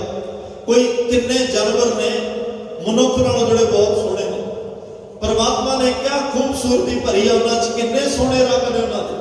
मोर दे खंभ कदे वेखो, मोर बड़े जीव जंतु आप तो वेखे ही नहीं सारे, कितनी सुंदर कलाकारी। मारे कहते उन्होंने वेख के तेरी रचना तो वाहिगुरु निकलना चाहिए, तेरी रचना तो परमात्मा तू धन है, गुरु तू धन है। इन्नी सोहनी कलाकारी, इन्ना सोहना इस संसार बनाया। बस इस संसार नाल ना मैं जुड़ जावां, संसार च रह के तेरे नाल मैं जुड़ जावां। ये कृपा मेरे ते कर, ये बख्शिश मेरे ते कर दिओ। मैं तेरी रचना नाल, तेरियां दातां नाल ही इस रचना नूं माणा, तेरियां दातां नूं माणा। पर ये सारियां दातां माणदा होया जुड़ा मैं तेरे नाल, दाते नाल जुड़ा, तेरे धन्यवाद में जुड़ा, ताकि मेरा ये जीवन सफल हो सके। आओ अज दे पावन पवित्र बचनां नूं भी नाल लेके चलीए। पट ज्ञान जी का यह आखिरी सवैया 13वां सवैया है। कुल 42 सवैये हो चुके हैं। धन गुरु रामदास पातशाह की वडियाई कर रहे हैं, नाल परमात्मा नूं धनता योग कह रहे हैं। ते संसार की झोली विच वो सदैव सच, जुगो जुग अटल रहने वाला सच और सच का स्नेहा झोली च पा रहे ने। प्यार नाल सरवण करिए जी। या खेल बड़ मेल तमाशा, वाहिगुरु तेरी सब रचना। हे अकाल पुरख वाहिगुरु परमात्मा, तुसी सारी सृष्टि का बड़ का अर्थ होंदा बड़ा तमाशा। किया खेल, ये खेल है। खेल सदीव नहीं हुंदी, खेल जुगो जुग अटल नहीं हुंदी। खेल 2 घंटे की होएगी, 4 की होएगी, कोई दिहाड़ी लग जाएगी। इस तो वध खेल का समा नहीं हुंदा। कोई दिन रात ही खेली जाए इवें हुंदा नहीं। कोई खेल सकता भी नहीं, दिन रात कोई खेल सकता भी नहीं। परमात्मा ने इसलिए इसनूं खेल क्या है। खेल का कुछ समा हुंदा है, खेल के कुछ नियम हुंदे आ, खेल के कुछ रूल हुंदे आ, और खेल विच जित ते हार हुंदी है। इस संसार भाई रब ने एक वड्डी खेल, एक बड़ा तमाशा पाया है। इस खेल विच आपने जान एक खेल बनाया। इस खेल च कोई खिडारी आ रहा है ते कोई जा रहा है, कोई जित रहा है, कोई हार रहा है, कोई मर्यादा च रह के इस बाजी नूं जित जाता है, कोई मर्यादा की उल्लंघना करके बाजी हार जाता है, कोई इस खेड नूं खेडदा होया इस खेड पाउण वाले नाल जुड़ जाता है, कोई खेड खेडदा होया खेडां विच जुड़ के अपना जीवन बर्बाद कर जाता है। जिन्हां दी दृष्टि विच परमात्मा वस गया, जिन्हां दी लिव गुरु नाल परमात्मा नाल जुड़ गई, जिन्हां दी अंतर आत्मे सान गुरु साहब नाल पै गई, उन्होंने समझ आ गई कि ये जेड़ा तमाशा ये खेड गए, जो रचना है संसार देख रहा मैं, ये वाहिगुरु तेरी सब रचना। अकाल पुरख वाहिगुरु परमात्मा, ये तेरी ही सारी रचना है। तू ही इस संसार को बनाने वाला है। तू जिन तू साज सवार शंगारिया, वो परमात्मा ही है जिन्हें साजिया है, सवारिया है, ते फिर इन्हू शंगारिया है। नहीं तो साजन वाला कोई होर होंदा है, सवारन वाला कोई होर होंदा है, शंगारन वाला कोई होर होंदा है। इत्थे सब कुछ परमात्मा आप ही कर रहा है। आप साज रहा, आप सवार रहा ते आप शंगार रहा है। ये सारी रचना उस परमात्मा दी है जी। जान थान गगन पयाल पूर रहिया, अमृत ते मीठे जाकी बचना। तू जल थल गगन पयाल, जल दे नल्ले नूं भी सियारी है, थल दे नल्ले नूं सियारी है, गगन और पयाल दे नल्ले नूं भी सियारी है। नन्ने नूं गगन दे नन्ने नूं सियारी। सियारी का मतलब जल विच, थल विच, गगन विच, पयाल का अर्थ होंदा पाताल विच। सारे पासे तू पूरिया होया भरपूर सर्व व्यापक है। सारे किणके एक मिट्टी के निक्के जे किणके नूं चक के वेखो, ओहदे विच भी परमात्मा दी होंद है। ਪਾਣੀ ਦੀ ਇੱਕ ਬੂੰਦ ਨੂੰ ਚੱਕ ਕੇ ਵੇਖੋ, ਉਹਦੇ ਵਿੱਚ ਪਰਮਾਤਮਾ ਹੈ। ਸੂਰਜ ਦੀ ਇੱਕ ਕਿਰਨ ਨੂੰ ਵੇਖੋ, ਉਹਦੇ ਵਿੱਚ ਪਰਮਾਤਮਾ ਹੈ। ਤੂੰ ਪਾਤਸ਼ਾਹ ਹਰ ਪਾਸੇ ਰਮਿਆ ਹੋਇਆ ਹੈ, ਸਰਬ ਜਗ੍ਹਾ ਤੁਸੀਂ ਵਿਆਪਕ ਹੋ। ਅੰਮ੍ਰਿਤ ਦੇ ਮਿੱਠੇ ਜਾ ਕੇ ਬਚਨਾ ਤੇ ਤੁਹਾਡੇ ਇੰਨੇ ਮਿੱਠੇ ਬੋਲ ਹਨ। ਮਿੱਠ ਬੋਲਣਾ ਜੀ ਹਰ ਸੱਜਣ ਸੁਆਮੀ ਮੋਰਾ। ਤੁਹਾਡੇ ਬੋਲ ਜਿਹੜਾ ਸੁਣ ਲੈਂਦਾ ਹੈ, ਭਟਕਦੇ ਮਨ ਨੂੰ ਸ਼ਾਂਤੀ ਆ ਜਾਂਦੀ ਹੈ। ਤੁਹਾਡੇ ਬੋਲ ਜਿਹੜਾ ਸੁਣ ਲੈਂਦਾ ਹੈ, ਉਹ ਟੁੱਟਿਆ ਹੋਇਆ ਪਰਮਾਤਮਾ ਨਾਲ ਜੁੜ ਜਾਂਦਾ ਹੈ। ਜਿਹੜਾ ਤੁਹਾਡੇ ਬੋਲ ਸੁਣ ਲੈਂਦਾ ਹੈ ਅਕਾਲ ਪੁਰਖ ਵਾਹਿਗੁਰੂ, ਉਹ ਤੁਹਾਡੇ ਨਾਲ ਜੁੜ ਜਾਂਦਾ ਹੈ। ਧੰਨ ਗੁਰੂ ਨਾਨਕ ਦੇਵ ਪਾਤਸ਼ਾਹ ਜਿਸ ਵੇਲੇ ਪਟਨਾ ਸਾਹਿਬ ਜਾਂਦੇ ਆ, ਪਾਟਲੀ ਪੁੱਤਰ ਉਦੋਂ ਨਾਮ ਹੈ, ਪਟਨਾ ਨਾਮ ਪੈ ਗਿਆ। ਅੱਜ ਅਸੀਂ ਉਹਨੂੰ ਪਟਨਾ ਸਾਹਿਬ ਵੀ ਕਹਿੰਦੇ ਕਿਉਂਕਿ ਸਾਡਾ ਤਖਤ ਹੈ ਉੱਥੇ। ਸੱਚਖੰਡ ਹਰਮੰਦਰ ਜੀ ਪਟਨਾ ਸਾਹਿਬ, ਜਿੱਥੇ ਧੰਨ ਗੁਰੂ ਗੋਬਿੰਦ ਸਿੰਘ ਪਾਤਸ਼ਾਹ ਦਾ ਪ੍ਰਕਾਸ਼ ਹੁੰਦਾ। ਧੰਨ ਗੁਰੂ ਨਾਨਕ ਸਾਹਿਬ ਇੱਥੇ ਜਾਂਦੇ ਆ। ਅੰਮ੍ਰਿਤ ਦੇ ਮਿੱਠੇ ਜਾ ਕੇ ਬਚਨਾ, ਕਿੰਨੇ ਮਿੱਠੇ ਬੋਲ ਨੇ ਗੁਰੂ ਦੇ। ਤਾਂ ਕਹਿੰਦੇ ਆ ਭਾਈ ਮਰਦਾਨੇ ਨੇ ਕਿਹਾ ਪਾਤਸ਼ਾਹ ਭੁੱਖ ਲੱਗੀ ਹੈ, ਕੋਈ ਕਿਰਪਾ ਕਰੋ। ਹੁਣ ਇੱਥੇ ਵਿਦਵਾਨ ਕਈ ਕਹਿੰਦੇ ਆ ਕਿਸੇ ਰਾਜੇ ਤੇ ਰਾਣੀ ਨੇ ਕੀਮਤੀ ਕਲਾਮ ਦਿੱਤਾ। ਕਈ ਕਹਿੰਦੇ ਆ ਗਰੀਬ ਨਵਾਜ਼ ਜਦੋਂ ਮਾਰੂ ਥੱਲਾ ਰੇਤੇ ਵਿੱਚ ਜਾ ਰਿਹਾ, ਕੀਮਤੀ ਲਾਭ ਉੱਥੋਂ ਮਿਲਦਾ। ਚਲੋ ਲਾਭ ਮਿਲਿਆ, ਕੀਮਤੀ ਰਤਨ। ਭਾਈ ਮਰਦਾਨਾ ਜੀ ਨੇ ਕਿਹਾ ਪਾਤਸ਼ਾਹ ਤੁਹਾਡਾ ਸ਼ਬਦ ਅੰਮ੍ਰਿਤ ਬਚਨ ਸੁਣ ਕੇ ਕੋਈ ਤਾਂ ਤੁਹਾਨੂੰ ਹੀਰੇ ਰਤਨ ਲਾਭ ਭੇਟ ਕਰ ਰਿਹਾ, ਕੋਈ ਤੁਹਾਡਾ ਇਹੀ ਸ਼ਬਦ ਸੁਣ ਕੇ ਵੱਟੇ ਮਾਰ ਰਿਹਾ। ਮਾਜਰਾ ਕੀ ਕਾਰਨ ਕੀ ਹੈ? ਪਾਤਸ਼ਾਹ ਕਹਿੰਦੇ ਕੋਈ ਗੱਲ ਨਹੀਂ, ਇਹ ਸਮਝਾਵਾਂਗਾ। ਮਰਦਾਨੇ ਕਿਹਾ ਭੁੱਖ ਲੱਗੀ। ਪਾਤਸ਼ਾਹ ਕਹਿੰਦੇ ਨਾਲ ਹੀ ਵਸੋਂ ਹੈ, ਆਬਾਦੀ ਵਸ ਰਹੀ ਹੈ, ਕੁਝ ਜਾ ਕੇ ਛਕ ਲਈ, ਕੁਛ ਲੈ ਆਈ ਤੂੰ ਖਾ ਲਈ। ਮਰਦਾਨੇ ਨੇ ਕਿਹਾ ਪਾਤਸ਼ਾਹ ਲੈ ਤਾਂ ਆਵਾਂਗਾ ਪਰ ਲਵਾਂਗਾ ਕਾਹਦਾ? ਕੁਛ ਲੈਣ ਲਈ ਖਰੀਦਣ ਲਈ ਤਾਂ ਹੋਵੇ ਨਾ। ਮਹਾਰਾਜ ਨੇ ਉਹ ਲਾਲ ਦਿੱਤਾ, ਕਹਿੰਦੇ ਵੇਚ ਕੇ ਜੋ ਪੈਸੇ ਆਏ ਤੂੰ ਖਰੀਦ ਲਈ। ਭਾਈ ਮਰਦਾਨਾ ਜੀ ਕਹਿੰਦੇ ਮਠਿਆਈ ਦੀ ਦੁਕਾਨ ਤੇ ਗਏ ਵੀ ਆਹ ਲਾਲ ਰੱਖ ਤੇ ਮੈਨੂੰ ਇਹਦੇ ਵੱਟੇ ਕੁਛ ਦੇ। ਉਹਨੇ ਕਿਹਾ ਵੀ ਇਹ ਪੱਥਰ ਬੜਾ ਛੋਟਾ, ਨਾ ਤੋਲਣ ਦੇ ਕੰਮ ਆਉਣਾ, ਇਹਦੇ ਬਦਲੇ ਸੇਰ ਤੋਂ ਸੇਰ ਮਠਿਆਈ ਲੈ ਜਾ, ਹੋਰ ਕੀ ਦਵਾਂ। ਕੱਪੜੇ ਦੀ ਦੁਕਾਨ ਤੇ ਗਿਆ, ਉਹਨੇ ਕਿਹਾ 2 ਗਜ ਲੱਠਾ ਕੱਪੜਾ ਲੈ ਜਾ। ਉਹਨੇ ਵੀ ਕੀਮਤ ਨਾ। ਅਖੀਰ ਇੱਕ ਜੌਹਰੀ ਦੀ ਦੁਕਾਨ ਤੇ ਗਿਆ। ਉਸ ਜੌਹਰੀ ਦੇ ਨੌਕਰ ਨੇ ਉਸ ਲਾਲ ਨੂੰ ਤੱਕਿਆ, ਬੜੀ ਗੌਰ ਨਾਲ ਤੱਕਿਆ। ਅੰਮ੍ਰਿਤ ਦੇ ਮਿੱਠੇ ਜਾ ਕੇ ਬਚਨਾ, ਗੁਰੂ ਦੇ ਬਚਨਾਂ ਦੀ ਤਾਕਤ ਵੇਖਿਓ, ਗੁਰੂ ਦੇ ਬਚਨਾਂ ਦੀ ਰਹਿਮਤ ਵੇਖਿਓ, ਗੁਰੂ ਕਿਵੇਂ ਵਰਤਦਾ ਹੈ, ਉਹਦੇ ਬਚਨਾਂ ਦੀ ਤਾਕਤ ਕੀ। ਤਾਂ ਕਹਿੰਦੇ ਆ ਉਸ ਜੌਹਰੀ ਆਪਣੇ ਮਾਲਕ ਨੂੰ ਨੌਕਰ ਨੇ ਦੱਸਿਆ ਜੀ ਆਹ ਕੀਮਤੀ ਕੋਈ ਸ਼ੈ ਹੈ, ਦੇਖੋ ਖਾਂ ਭਲਾ ਕੀ। ਜੌਹਰੀ ਦੀ ਪਾਰਖੂ ਅੱਖ ਨੇ ਵੇਖਿਆ, ਉਹਨੇ 100 ਰੁਪਇਆ ਇੱਕ ਦਰਸ਼ਨੀ ਭੇਟਾ ਦਿੱਤੀ ਤੇ ਨਾਲ ਕਿਹਾ ਸੀ ਇਹ ਕੀਮਤੀ ਇੰਨਾ ਕਿ ਮੈਂ ਇਹਨੂੰ ਖਰੀਦ ਨਹੀਂ ਸਕਦਾ, ਮੇਰਾ ਸਭ ਕੁਝ ਵੇਚ ਕੇ ਵੀ ਮੈਂ ਖਰੀਦ ਨਹੀਂ ਸਕਦਾ, ਕੀਮਤੀ ਹੈ। ਭਾਈ ਮਰਦਾਨਾ ਜੀ ਲੈ ਕੇ ਗਏ, ਗੁਰੂ ਨਾਨਕ ਸਾਹਿਬ ਕੋਲ ਗਏ, ਕਹਿੰਦੇ ਪਾਤਸ਼ਾਹ ਕਦੇ ਕੋਈ ਇਸ ਹਾਲਤ ਇਸ ਚੀਜ਼ ਦੀ ਕੀਮਤ 2 ਗਜ਼ ਕੱਪੜਾ ਦੇ ਰਿਹਾ, ਕੋਈ 2 ਸੇਰ ਮਠਿਆਈ ਦੇ ਰਿਹਾ, ਕੋਈ ਮੈਨੂੰ ਥੜੇ ਨਹੀਂ ਚੜਨ ਦੇ ਰਿਹਾ, ਕੋਈ ਇਹਦੇ ਬਾਰੇ ਗੱਲ ਹੀ ਨਹੀਂ ਕਰ ਰਿਹਾ। ਪਰ ਇੱਕ ਗੁਰਮੁਖ ਮਿਲਿਆ, ਉਹਨੇ ਮੈਂ ਇਸ ਚੀਜ਼ ਨੂੰ ਰੱਖਿਆ ਵੀ ਨਹੀਂ ਤੇ 100 ਰੁਪਇਆ ਵੀ ਨਾਲ ਦੇ ਦਿੱਤਾ। ਮਹਾਰਾਜ ਕਹਿੰਦੇ ਉਹਨੂੰ ਵਾਪਸ ਕਰਕੇ ਵੀ ਇਹ ਨਹੀਂ ਲੈਣਾ, ਜਾਂ ਇਹਨੂੰ ਰੱਖ ਤੇ ਜਾਂ ਇਹਦੀ ਕੀਮਤ ਦੇ ਤੇ ਜਾਂ ਇਹ ਚੀਜ਼ ਵੀ ਰੱਖ। ਫਿਰ ਗਏ, ਉਹਨੇ ਕਿਹਾ ਜੀ ਨਹੀਂ ਮੇਰੇ ਬਸ ਦੀ ਬਾਤ ਨਹੀਂ, ਖਰੀਦ ਲਵਾਂ, ਇਹ ਤੁਸੀਂ ਵਾਪਸ ਲੈ ਜਾਓ। ਫਿਰ ਭਾਈ ਮਰਦਾਨਾ ਜੀ ਆਏ, ਮਹਾਰਾਜ ਕਹਿੰਦੇ ਨਹੀਂ ਇਹਨੂੰ ਵਾਪਸ ਕਰ ਗਿਆ। ਤੀਸਰੀ ਵਾਰ ਜਦੋਂ ਗਏ, ਮਹਾਰਾਜ ਦੇ ਹੁਕਮ ਵਿੱਚ ਹੈ ਭਾਈ ਮਰਦਾਨਾ ਹੀ ਸੀ ਜਿਹੜਾ ਇੱਕ ਵਾਰ ਕਹਿਣ ਤੇ ਤੁਰ ਪੈਂਦਾ ਸੀ, ਇੱਕ ਬਚਨ ਸੁਣ ਕੇ ਤੁਰ ਪੈਂਦਾ ਸੀ। ਅੱਜ ਸਾਨੂੰ ਮੁੱਦਤਾਂ ਬੀਤ ਗਈਆਂ, ਗੁਰੂ ਦੇ ਬਚਨ ਸੁਣਦਿਆਂ ਅਸੀਂ ਨਹੀਂ ਤੁਰੇ। ਗੁਰੂ ਦੇ ਬਚਨ ਸੁਣਦਿਆਂ ਸਾਲਾਂ ਦੇ ਸਾਲ ਲੰਘ ਗਏ, ਸਾਡੇ ਕਿੰਨੀਆਂ ਉਮਰਾਂ ਲੰਘ ਗਈਆਂ। ਅਸੀਂ ਗੁਰੂ ਤੋਂ ਸੁਣਦੇ ਰੋਜ਼ਾਂ ਗੁਰ ਸਤਿਗੁਰ ਕਾ ਜੋ ਸਿੱਖ ਅਖਾਏ ਸੋ ਭਲ ਕੇ ਉਠਰ ਨਾਮ ਤੇ ਆਵੇ। ਅਸੀਂ ਰੋਜ਼ ਸੁਣਦੇ ਆ ਸਤਿਗੁਰ ਬਾਝੋਂ ਗੁਰ ਨਹੀਂ ਕੋਈ ਨ ਗੁਰੇ ਕਾ ਹੈ ਨੌ ਬਰਾ। ਅਸੀਂ ਰੋਜ਼ ਸੁਣਦੇ ਆ ਮਿੱਠੇ ਹਰ ਗੁਣ ਗਾਓ, ਜਿੱਦੂ ਤੂੰ ਮਿੱਠੇ ਹਰ ਗੁਣ ਗਾਓ। ਅਸੀਂ ਰੋਜ਼ ਸੁਣਦੇ ਆ ਰਸਨਾ ਗੁਣ ਗੋਪਾਲ ਨਿਤ ਗਾਇਣ। ਅਸੀਂ ਰੋਜ਼ ਸੁਣਦੇ ਆ ਇਹੋ ਜਿਹੇ ਅੰਮ੍ਰਿਤ ਬਚਨ, ਜਿਨੀ ਨਾਮ ਤੇ ਆਇਆ ਗਏ ਮੁਸਕਤ ਕਾਲ ਪਰ ਨਾ ਕਦੇ ਨਾਮ ਤੇ ਆਇਆ, ਨਾ ਕਦੇ ਉਹ ਘਾਲਣਾ ਕੀਤੀ। ਧੰਨ ਹੈ ਭਾਈ ਮਰਦਾਨਾ ਜਿਹੜਾ ਇੱਕ ਬਚਨ ਇੱਕ ਵਾਰ ਸੁਣਨ ਦੇ ਨਾਲ ਤੁਰ ਪੈਂਦਾ। ਤਾਂ ਕਹਿੰਦੇ ਨੇ ਤੀਸਰੀ ਵਾਰ ਉਹਨੇ ਪੁੱਛਿਆ ਵੀ ਇਹ ਵੇਚ ਕਿਉਂ ਰਿਹਾ, ਕਾਰਨ ਕੀ ਹੈ? ਭਾਈ ਮਰਦਾਨੇ ਨੇ ਕਿਹਾ ਗੱਲ ਤਾਂ ਛੋਟੀ ਆ, ਮੈਨੂੰ ਭੁੱਖ ਲੱਗਦੀ ਆ, ਮੇਰੇ ਗੁਰੂ ਨੂੰ ਭੁੱਖ ਨਹੀਂ ਲੱਗਦੀ।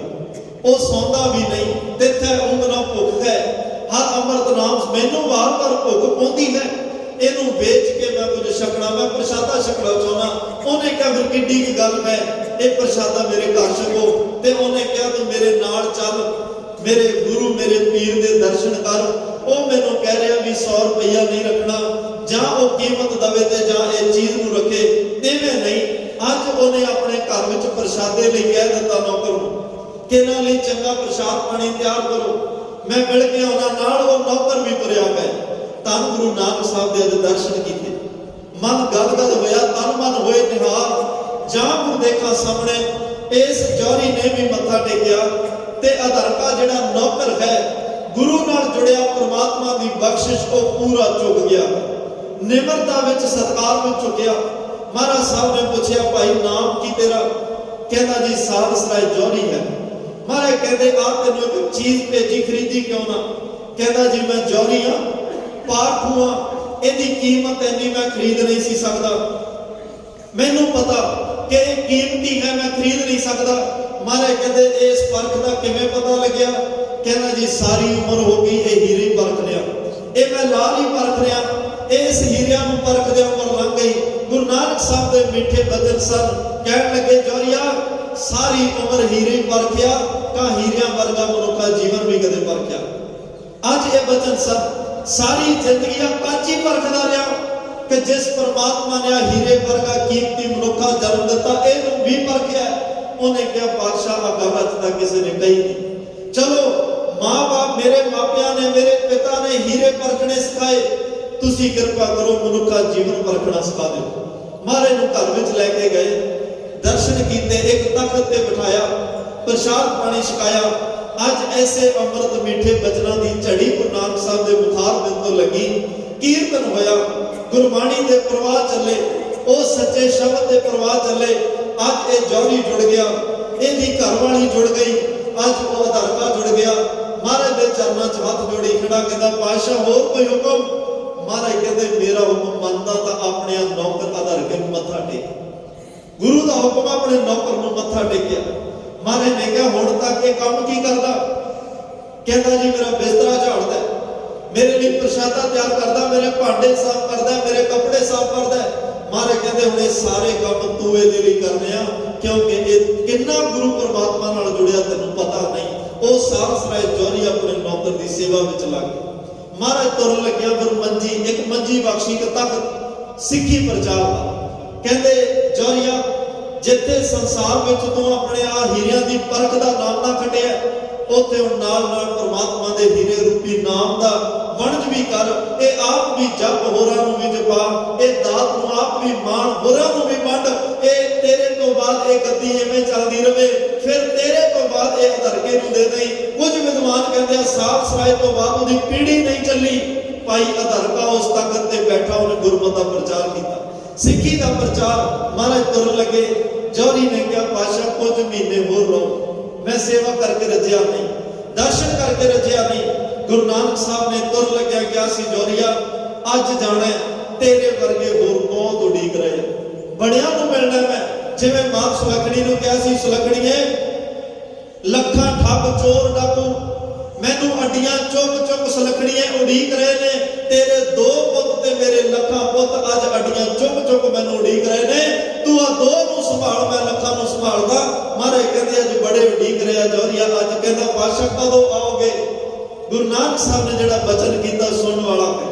ਮਹਾਰਾਜ ਕਹਿਣ ਲੱਗੇ ਸਾਲਸਰਾਏ ਤੇਰੇ ਨਾਲ ਵਾਅਦਾ ਰਿਹਾ, ਹੋ ਸਕਦਾ ਤੂੰ ਨਾ ਵੇਖੇ, ਮੈਂ 10 ਜਾਮੇ ਧਾਰਨ ਕਰਨੇ ਨੇ। ਅੱਜ ਤੂੰ ਕਹਿ ਰਿਹਾ ਮੇਰੇ ਘਰ 'ਚ ਸਾਲ ਰਹੋ, 6 ਮਹੀਨੇ ਰਹੋ, 2 ਮਹੀਨੇ ਰਹੋ, 15 ਦਿਨ ਰਹੋ, ਹਫ਼ਤਾ ਰਹੋ, ਮੈਂ ਸੇਵਾ ਕਰਨੀ ਚਾਹੁੰਦਾ। ਹੋ ਸਕਦਾ ਤੂੰ ਨਾ ਵੇਖ ਸਕੇ, ਮੈਂ 10ਵਾਂ ਜਾਮਾ ਤੇਰੇ ਘਰ ਵਿੱਚ ਧਾਰਨ ਕਰਾਂਗਾ ਤੇ ਕਈ ਸਾਲ ਇੱਥੇ ਗੇੜ ਕੇ ਜਾਵਾਂ। ਅੱਜ ਜਿੱਥੇ ਸੱਚਖੰਡ ਹਰਿਮੰਦਰ ਪਟਨਾ ਸਾਹਿਬ ਹੈ ਨਾ ਜੀ, ਉਹ ਸਾਲਸਰਾਏ ਜੌਹਰੀ ਦਾ ਘਰ ਹੈ। ਅੱਜ ਮਹਾਰਾਜ ਨੇ ਐਸੇ ਮਿੱਠੇ ਬਚਨ ਸੁਣਾਏ, ਉਹ ਜੌਹਰੀ ਪਰਮਾਤਮਾ ਨਾਲ ਜੁੜਿਆ, ਆਪ ਵੀ ਗੁਰੂ ਗੁਰੂ ਜਪਿਆ, ਦੁਨੀਆ ਨੂੰ ਵੀ ਜਪਾਇਆ। ਉਸ ਗੁਰੂ ਪਰਮਾਤਮਾ ਦੇ ਮਿੱਠੇ ਬਚਨ ਹਨ ਜੀ। ਮਨ ਹੈ ਬ੍ਰਹਮਾਦਿਕ ਰੁਦਰਾਦਿਕ, ਕਾਲ ਕਾ ਕਾਲ ਨਿਰਜਨ ਜਚਨਾ। ਤੁਹਾਨੂੰ ਬ੍ਰਹਮਾ ਜੀ, ਰੁਦਰਾਦਿਕ ਸ਼ਿਵ ਜੀ ਭਗਵਾਨ ਸਾਰੇ ਹੀ ਮੰਨਦੇ ਨੇ ਪਰਮਾਤਮਾ, ਸਾਰੇ ਹੀ ਤੁਹਾਡੇ ਤੋਂ ਫਿਦਾ ਕੁਰਬਾਨ, ਸਾਰੇ ਹੀ ਤੁਹਾਨੂੰ ਮੰਨਦੇ ਹਨ। ਕਾਲ ਕਾ ਕਾਲ ਨਿਰੰਜਨ ਜਚਨਾ, ਕਿਉਂਕਿ ਤੁਹਾਡਾ ਜਿਹੜਾ ਨਾਮ ਹੈ ਸਾਰੇ ਕਾਲ ਵਸਨੇ। ਕਾਲ ਪਾਏ ਬ੍ਰਹਮਾ ਬਤਰਾ, ਕਾਲ ਪਾਏ शिव जो अवतरा, काल पाए कर विष्णु प्रकाशा, सकल काल का ਕੀਆ ਤਮਾਸ਼ਾ, ਤੁਸੀਂ ਕਾਲ ਤੋਂ ਰਹਿਤ ਹੋ। ਸਮਾਂ ਸਾਰਿਆਂ ਨੂੰ ਢਾ ਲੈਂਦਾ ਪਰ ਸਮਾਂ ਤੁਹਾਡੇ ਹੁਕਮ ਵਿੱਚ ਹੈ। ਤੁਸੀਂ ਅਕਾਲ ਪੁਰਖ ਹੋ, ਤੁਹਾਡੇ ਤੇ ਸਮੇਂ ਦਾ ਜ਼ੋਰ, ਮੌਤ ਦਾ ਜ਼ੋਰ ਨਹੀਂ। ਨਿਰੰਜਨ ਤੁਹਾਡਾ ਨਾਮ, ਨਿਰਅੰਜਨ ਮਾਇਆ ਦੀ ਕਾਲਕ ਤੋਂ ਰਹਿਤ ਹੈ। ਜਚਨਾ ਦਾ ਅਰਥ ਹੁੰਦਾ ਇਹ ਸਾਰੇ ਦੇਵੀ ਦੇਵਤੇ, ਪੀਰ ਪੈਗੰਬਰ, ਦੁਨੀਆ ਸਿੱਧ ਮੁਨੀ ਸਾਰੇ ਤੁਹਾਡੇ ਅੱਗੇ ਜਾਚਨਾ ਕਰ ਰਹੇ ਹਨ। ਗੁਰ ਪ੍ਰਸਾਦ ਪਾਈਐ ਪਰਮਾਰਥ, ਸਾਧ ਸੰਗਤ ਸੇਤੀ ਮਨ ਖਜਨਾ। ਗੁਰ ਪ੍ਰਸਾਦ, ਗੁਰੂ ਦੀ ਕਿਰਪਾ ਨਾਲ, ਗੁਰ ਪ੍ਰਸਾਦੀ ਜਿਨੀ ਆਪ ਤਜਿਆ ਹਰ ਵਾਸਨਾ ਸਮਾਣੀ। ਗੁਰੂ ਦੀ ਕਿਰਪਾ ਨਾਲ ਪਰਮ ਪਦ ਦੀ ਪ੍ਰਾਪਤੀ ਹੁੰਦੀ ਹੈ, ਪਰਮਾਰਥ ਦੀ ਪ੍ਰਾਪਤੀ ਹੁੰਦੀ ਹੈ। ਸਤ ਸੰਗਤ ਸੇਤੀ ਮਨ ਖਜਨਾ, ਆ ਸੰਗਤ ਵਿੱਚ ਬੈਠ ਕੇ, ਸੇਤੀ ਦਾ ਅਰਥ ਹੁੰਦਾ ਜਲਦੀ। ਪੰਜ ਸਾਹਿਬਾਨ ਕਹਿੰਦੇ ਆ ਭਾਈ ਸਤ ਸੰਗਤ ਵਿੱਚ ਬੈਠੋ, ਸਤ ਸੰਗ ਵਿੱਚ ਬੈਠਿਆਂ ਛੇਤੀ ਮਨ ਖਜਨਾ ਦਾ ਅਰਥ ਹੁੰਦਾ ਹੈ ਗੁਰੂ ਨਾਲ ਜੁੜਦਾ ਹੈ, ਪਰਮਾਤਮਾ ਨਾਲ ਜੁੜਦਾ ਹੈ ਗੁਰੂ ਸੰਗਤ ਵਿੱਚ ਬੈਠਿਆਂ ਤੋਂ। ਯਾ ਖੇਲ ਬੜ ਮੇਲ ਤਮਾਸਾ, ਵਾਹਿਗੁਰੂ ਤੇਰੀ ਸਭ ਰਚਨਾ। ਔਰ ਸਤ ਸੰਗ ਵਿੱਚ ਬੈਠ ਕੇ ਉਹ ਸੱਚ ਦੇ ਵਿਚਾਰ ਨੂੰ ਸੁਣ ਕੇ, ਗੁਰੂ ਦੀ ਵਡਿਆਈ, ਪਰਮਾਤਮਾ ਦੀ ਉਸਤਤ ਮਹਿਮਾ ਨੂੰ ਸੁਣ ਕੇ ਤੇ ਉਸ ਪਰਮਾਤਮਾ ਦੇ ਸ਼ੁਕਰਾਨੇ ਵਿੱਚ ਹੱਥ ਜੋੜ ਕੇ ਕਹੋ ਪਾਤਸ਼ਾਹ ਇਹ ਸੰਸਾਰ ਇੱਕ ਵੱਡਾ ਖੇਲ ਤਮਾਸ਼ਾ ਤੁਸੀਂ ਪਾਇਆ ਹੈ, ਇਹ ਸਾਰੀ ਰਚਨਾ ਤੁਹਾਡੀ ਹੈ। ਉਸ ਰਚਨਾ ਵਿੱਚ ਅਸੀਂ ਵੀ ਆਉਂਦੇ ਹਾਂ। ਰਹਿਮਤ ਕਰੋ, ਜੇ ਸਤ ਸੰਗਤ ਬਖਸ਼ੀ ਹੈ ਨਾ, ਫਿਰ ਸਾਨੂੰ ਇਸ ਸਤ ਸੰਗਤ ਵਿੱਚ ਸੱਚਾ ਨਾਮ ਵੀ ਬਖਸ਼ ਦਿਓ, ਜਿਸ ਨਾਮ ਨਾਲ ਜੁੜ ਕੇ ਅਸੀਂ ਤੁਹਾਡੇ ਤੱਕ ਪਹੁੰਚ ਜਾਈਏ, ਤੁਹਾਡੇ ਵਿੱਚ ਸਮਾ ਜਾਈਏ, ਤੁਹਾਡੇ ਚ ਭੇਦ ਹੋ ਜਾਈਏ, ਜਿਸ ਕਰਕੇ ਇਹ ਲੋਕ ਸੁਖੀਏ ਪਰਲੋਕ ਸੁਹੇਲੇ। ਨਾਨਕ ਪ੍ਰਭ ਆਪੇ ਮੇਲੇ ਦੇ ਭਾਗੀ ਬਣ ਸਕੀਏ। ਧੰਨ ਗੁਰੂ ਨਾਨਕ ਸਾਹਿਬ ਦੇ ਪ੍ਰਕਾਸ਼ ਪੁਰਬ ਦੇ ਦਿਨ ਨੇ, ਕੱਲ ਨੂੰ ਪ੍ਰਕਾਸ਼ ਦਿਹਾੜਾ, ਸਮੇਂ ਨਾਲ ਪਹੁੰਚੋ ਆਪਾਂ ਸਾਰਿਆਂ ਨਾਲ ਮਿਲ ਕੇ ਧੰਨ ਗੁਰੂ ਨਾਨਕ ਸਾਹਿਬ ਨੂੰ ਜੀ ਆਇਆਂ ਕਹਿਣਾ। ਉਹ ਉਸ ਗੁਰੂ ਨੇ ਜਿਹੜਾ ਜਾਹਰ ਪੀਰ ਜਗਤ ਗੁਰੂ ਬਾਬਾ ਜਿਹਦਾ ਨਾਮ ਕਰੀਮ ਨਵਾਜ਼ ਹੈ, ਜਿਹਨੇ ਬੇਅੰਤ ਇਸ ਦੁਨੀਆ ਦੀ ਝੋਲੀ ਵਿੱਚ ਰੱਬੀ ਰਹਿਮਤਾਂ ਪਾਈਆਂ, ਜਿਹਦੇ ਇੱਕ ਨਜ਼ਰ ਦੇ ਨਾਲ ਵੱਡੇ ਵੱਡੇ ਪਾਪੀ ਤਰ ਗਏ, ਜਿਹਦੇ ਨਾਮ ਦੇ ਛਿੱਟੇ ਨਾਲ ਚਾਰ ਚੁਫੇਰੇ ਟੁੱਟੀ ਹੋਈ ਮਾਨਵਤਾ ਪਰਮਾਤਮਾ ਨਾਲ ਜੁੜ ਗਈ, ਰੋਂਦੇ ਹੋਏ ਚਿਹਰੇ ਖੁਸ਼ ਰਹਿਣ ਲੱਗ ਪਏ, ਦੁਨੀਆ ਵਿੱਚ ਸੁੱਖ ਵਰਤ ਗਿਆ, ਦੁਨੀਆ ਵਿੱਚ ਖੁਸ਼ੀਆਂ ਵਰਤ ਗਈਆਂ। ਉਸ ਤਾਂ ਗੁਰੂ ਨਾਨਕ ਸਾਹਿਬ ਸੱਚੇ ਪਾਤਸ਼ਾਹ ਦੇ ਚਰਨਾਂ ਨਾਲ ਪਰਲ ਮਿਲ ਜੁੜਨਾ ਹੈ। ਅੱਜ ਦੀਆਂ ਬੇਨਤੀਆਂ ਇੱਥੇ ਸਮਾਪਤੀ ਹੈ। ਸਮਾਂ ਜਿੰਨੀਆਂ ਬੇਨਤੀਆਂ ਗੁਰੂ ਸਾਹਿਬ ਦੇ ਘਰ ਵਿੱਚੋਂ, ਗੁਰੂ ਉਪਦੇਸ਼ ਵਿੱਚੋਂ ਆਈਆਂ, ਗੁਰੂ ਦੀਆਂ ਸਮਝ ਕੇ ਹਿਰਦੇ ਵਿੱਚ ਪ੍ਰਵਾਨ ਕਰਿਓ। ਮੇਰੀਆਂ ਭੁੱਲਾਂ ਮੇਰੀਆਂ ਜਾਣ ਕੇ ਮਾਫ, ਤਮਾਮ ਭੁੱਲਾਂ ਚੁੱਕਾਂ ਦੀ ਖਿਮਾ ਦਿਓ। ਸੱਜਣ ਅਸੀਸਲੀਆਂ ਜੋ ਹੋਵੇ ਸਾਹਿਬ ਸੋ ਮੇਲ। ਆਓ ਆਖਰੀ ਪੰਕਤੀਆਂ ਦਾ ਪਾਠ ਸਰਵਣ ਕਰਕੇ ਸਮਾਪਤੀ ਕਰੀਏ। ਸੰਗਤ ਦਾ ਗੁਰੂ ਸਾਹਿਬ ਦਾ ਕੋਟਾਨ ਕੋਟ ਧੰਨਵਾਦ, ਜਿਹੜੇ ਵਿੱਚ ਵਰਤ ਕੇ ਸੇਵਾ ਲੈ ਰਹੇ ਹਨ ਜੀ। ਗੁਰ ਪ੍ਰਸਾਦ ਪਾਈਐ ਪਰਮਾਰਥ, ਸਤ ਸੰਗਤ ਸੇਤੀ ਮਨ ਖਜਨਾ। ਯਾ ਖੇਲ ਬੜ ਮੇਲ ਤਮਾਸਾ, ਵਾਹਿਗੁਰੂ ਤੇਰੀ ਸਭ ਰਚਨਾ। ਵਾਹਿਗੁਰੂ ਜੀ ਕਾ ਖਾਲਸਾ, ਵਾਹਿਗੁਰੂ ਜੀ ਕੀ ਫਤਿਹ। ਆਨੰਦ ਸਾਹਿਬ ਰਾਮਕਲੀ ਮਹਲਾ ਤੀਜਾ। ਆਨੰਦ ਇੱਕ ਓੰਕਾਰ ਸਤਿਗੁਰ ਪ੍ਰਸਾਦ। ਆਨੰਦ ਭਇਆ ਮੇਰੀ ਮਾਏ, ਸਤਿਗੁਰੂ ਮੈਂ ਪਾਇਆ। ਰਾਗ ਰਤਨ ਪਰਵਾਰ ਭਰੀਆਂ, ਸ਼ਬਦ ਗਾਵਨੇ ਆਈਆਂ। ਸਤਿਗੁਰਾਂ ਗਾਵੋ ਹਰੀ ਕੀਰਾ, ਮਨ ਜਿਨੀ ਵਸਾਇਆ। ਕਹਿ ਨਾਨਕ ਆਨੰਦ ਹੋਆ, ਸਤਿਗੁਰੂ ਮੈਂ ਪਾਇਆ। ਏ ਮਨ ਮੇਰੇ ਆਪ ਸਦਾ ਰਹੋ ਹਰਣਾ ਦੇ। ਕਰਨਾਲ ਰੋ ਤੂੰ ਮਨ ਮੇਰੇ ਦੁਖ ਸਭ ਵਿਸਾਰਨਾ। ਅੰਗੀਕਾਰੋ ਕਰੇ ਤੇਰਾ ਕਾਰਜ ਸਭ ਸਵਾਰਨਾ। ਸਭਨਾ ਗੱਲਾਂ ਸਮਰੱਥ ਸੁਆਮੀ, ਸੋ ਕਿਉ ਮਨੋ ਵਿਸਾਰੇ। ਕਹਿ ਨਾਨਕ ਮਨ ਮੇਰੇ ਸਦਾ ਰਹੋ ਹਰਣਾ ਦੇ। ਸਾਚੇ ਸਾਹਿਬਾ ਕਿਆ ਨਹੀਂ ਕਰਦੇ ਰਹਿ। ਕਰਤਾ ਤੇਰਾ ਸਭ ਕੁਛ ਹੈ, ਜਿਸ ਦੇ ਸੁਭਾਵੇ। ਸਦਾ ਸਿਫਤ ਸਲਾਵਾ ਤੇਰੇ ਨਾਮ ਮਨ ਵਸਾਵੇ। ਨਾਮ ਜਿਨ ਕੈ ਮਨ ਵਸਿਆ, ਵਾਜੇ ਸ਼ਬਦ ਕਨੇਰੇ। ਕਹਿ ਨਾਨਕ ਸੱਚੇ ਸਾਹਿਬ ਕਿਆ ਨਹੀਂ ਕਰਦੇ ਰਹਿ। ਸਾਚਾ ਨਾਮ ਮੇਰਾ ਆਧਾਰ। ਸਾਚ ਨਾਮ ਆਧਾਰ ਮੇਰਾ, ਜਿਨ ਭੁੱਖਾਂ ਸਭ ਗਵਾਈਆਂ। ਕਰ ਸ਼ਾਂਤ ਸੁਖ ਮਨਿਆ ਵਸਿਆ, ਤੇਰੀ ਇੱਛਾ ਸਭ 부ਝਾਈਆਂ। ਸਦਾ ਕੁਰਬਾਨ ਕੀਤਾ ਗੁਰ ਮਿਟੋ, ਜਿਸ ਦੀਆਂ ਇਹ ਵਡਿਆਈਆਂ। ਕਹਿ ਨਾਨਕ ਸੁਣੋ ਸੰਤੋਸ਼ ਅਵਤਰ ਹੋ ਪਿਆਰੋ। ਸਾਚਾ ਨਾਮ ਮੇਰਾ ਆਧਾਰ। ਵਾਜੇ 500 ਤਿਤ ਘਰ ਸੁਭਾਗੈ, ਘਰ ਸੁਭਾਗੈ ਸ਼ਬਦ ਵਾਜੇ। ਕਲਾ ਜਿਤ ਕਰ ਧਾਰਿਆ, ਪੰਥ ਦੋ ਤੁਧ ਵਸ ਕੀਤੇ, ਕਾਲ ਕੰਡਕ ਮਾਰਿਆ। ਕਰਮ ਪਾ ਦੁਰਜਨ ਕਉ ਸੇ ਨਾਮ ਹਰ ਕੈ ਲਾਗੇ। ਕਹਿ ਨਾਨਕ ਦਸ ਹੋਆ, ਤਿਤ ਘਰ ਅਨਹਦ ਵਾਜੇ। ਅੰਧ ਸੁਣੋ ਬਟ ਭਾਗੀ ਹੋ, ਸਗਲ ਮਨੋਰਥ ਪੂਰੇ। ਪਾਰ ਬ੍ਰਹਮ ਪ੍ਰਭ ਪਾਇਆ, ਉਤਰੇ ਸਗਲ ਵਿਸੂਰੇ। ਦੁਖ ਰੋਗ ਸੰਤਾਪ ਉਤਰੇ, ਸੁਣੀ ਸੱਚੀ ਬਾਣੀ। ਸੰਤ ਸਾਧਨ ਪਏ ਸਰਸੇ, ਪੂਰੇ ਗੁਰ ਤੇ ਜਾਣੀ। ਸੁਣਦੇ ਮੁਨੀ ਗਹਿਤੇ ਪਵਿੱਤ, ਸਤਿਗੁਰ ਰਹਿਆ ਭਰ ਪੂਰੇ। ਬਿਨ ਵੰਦਨਾ ਗੁਰ ਚਰਨ ਲਾਗੇ,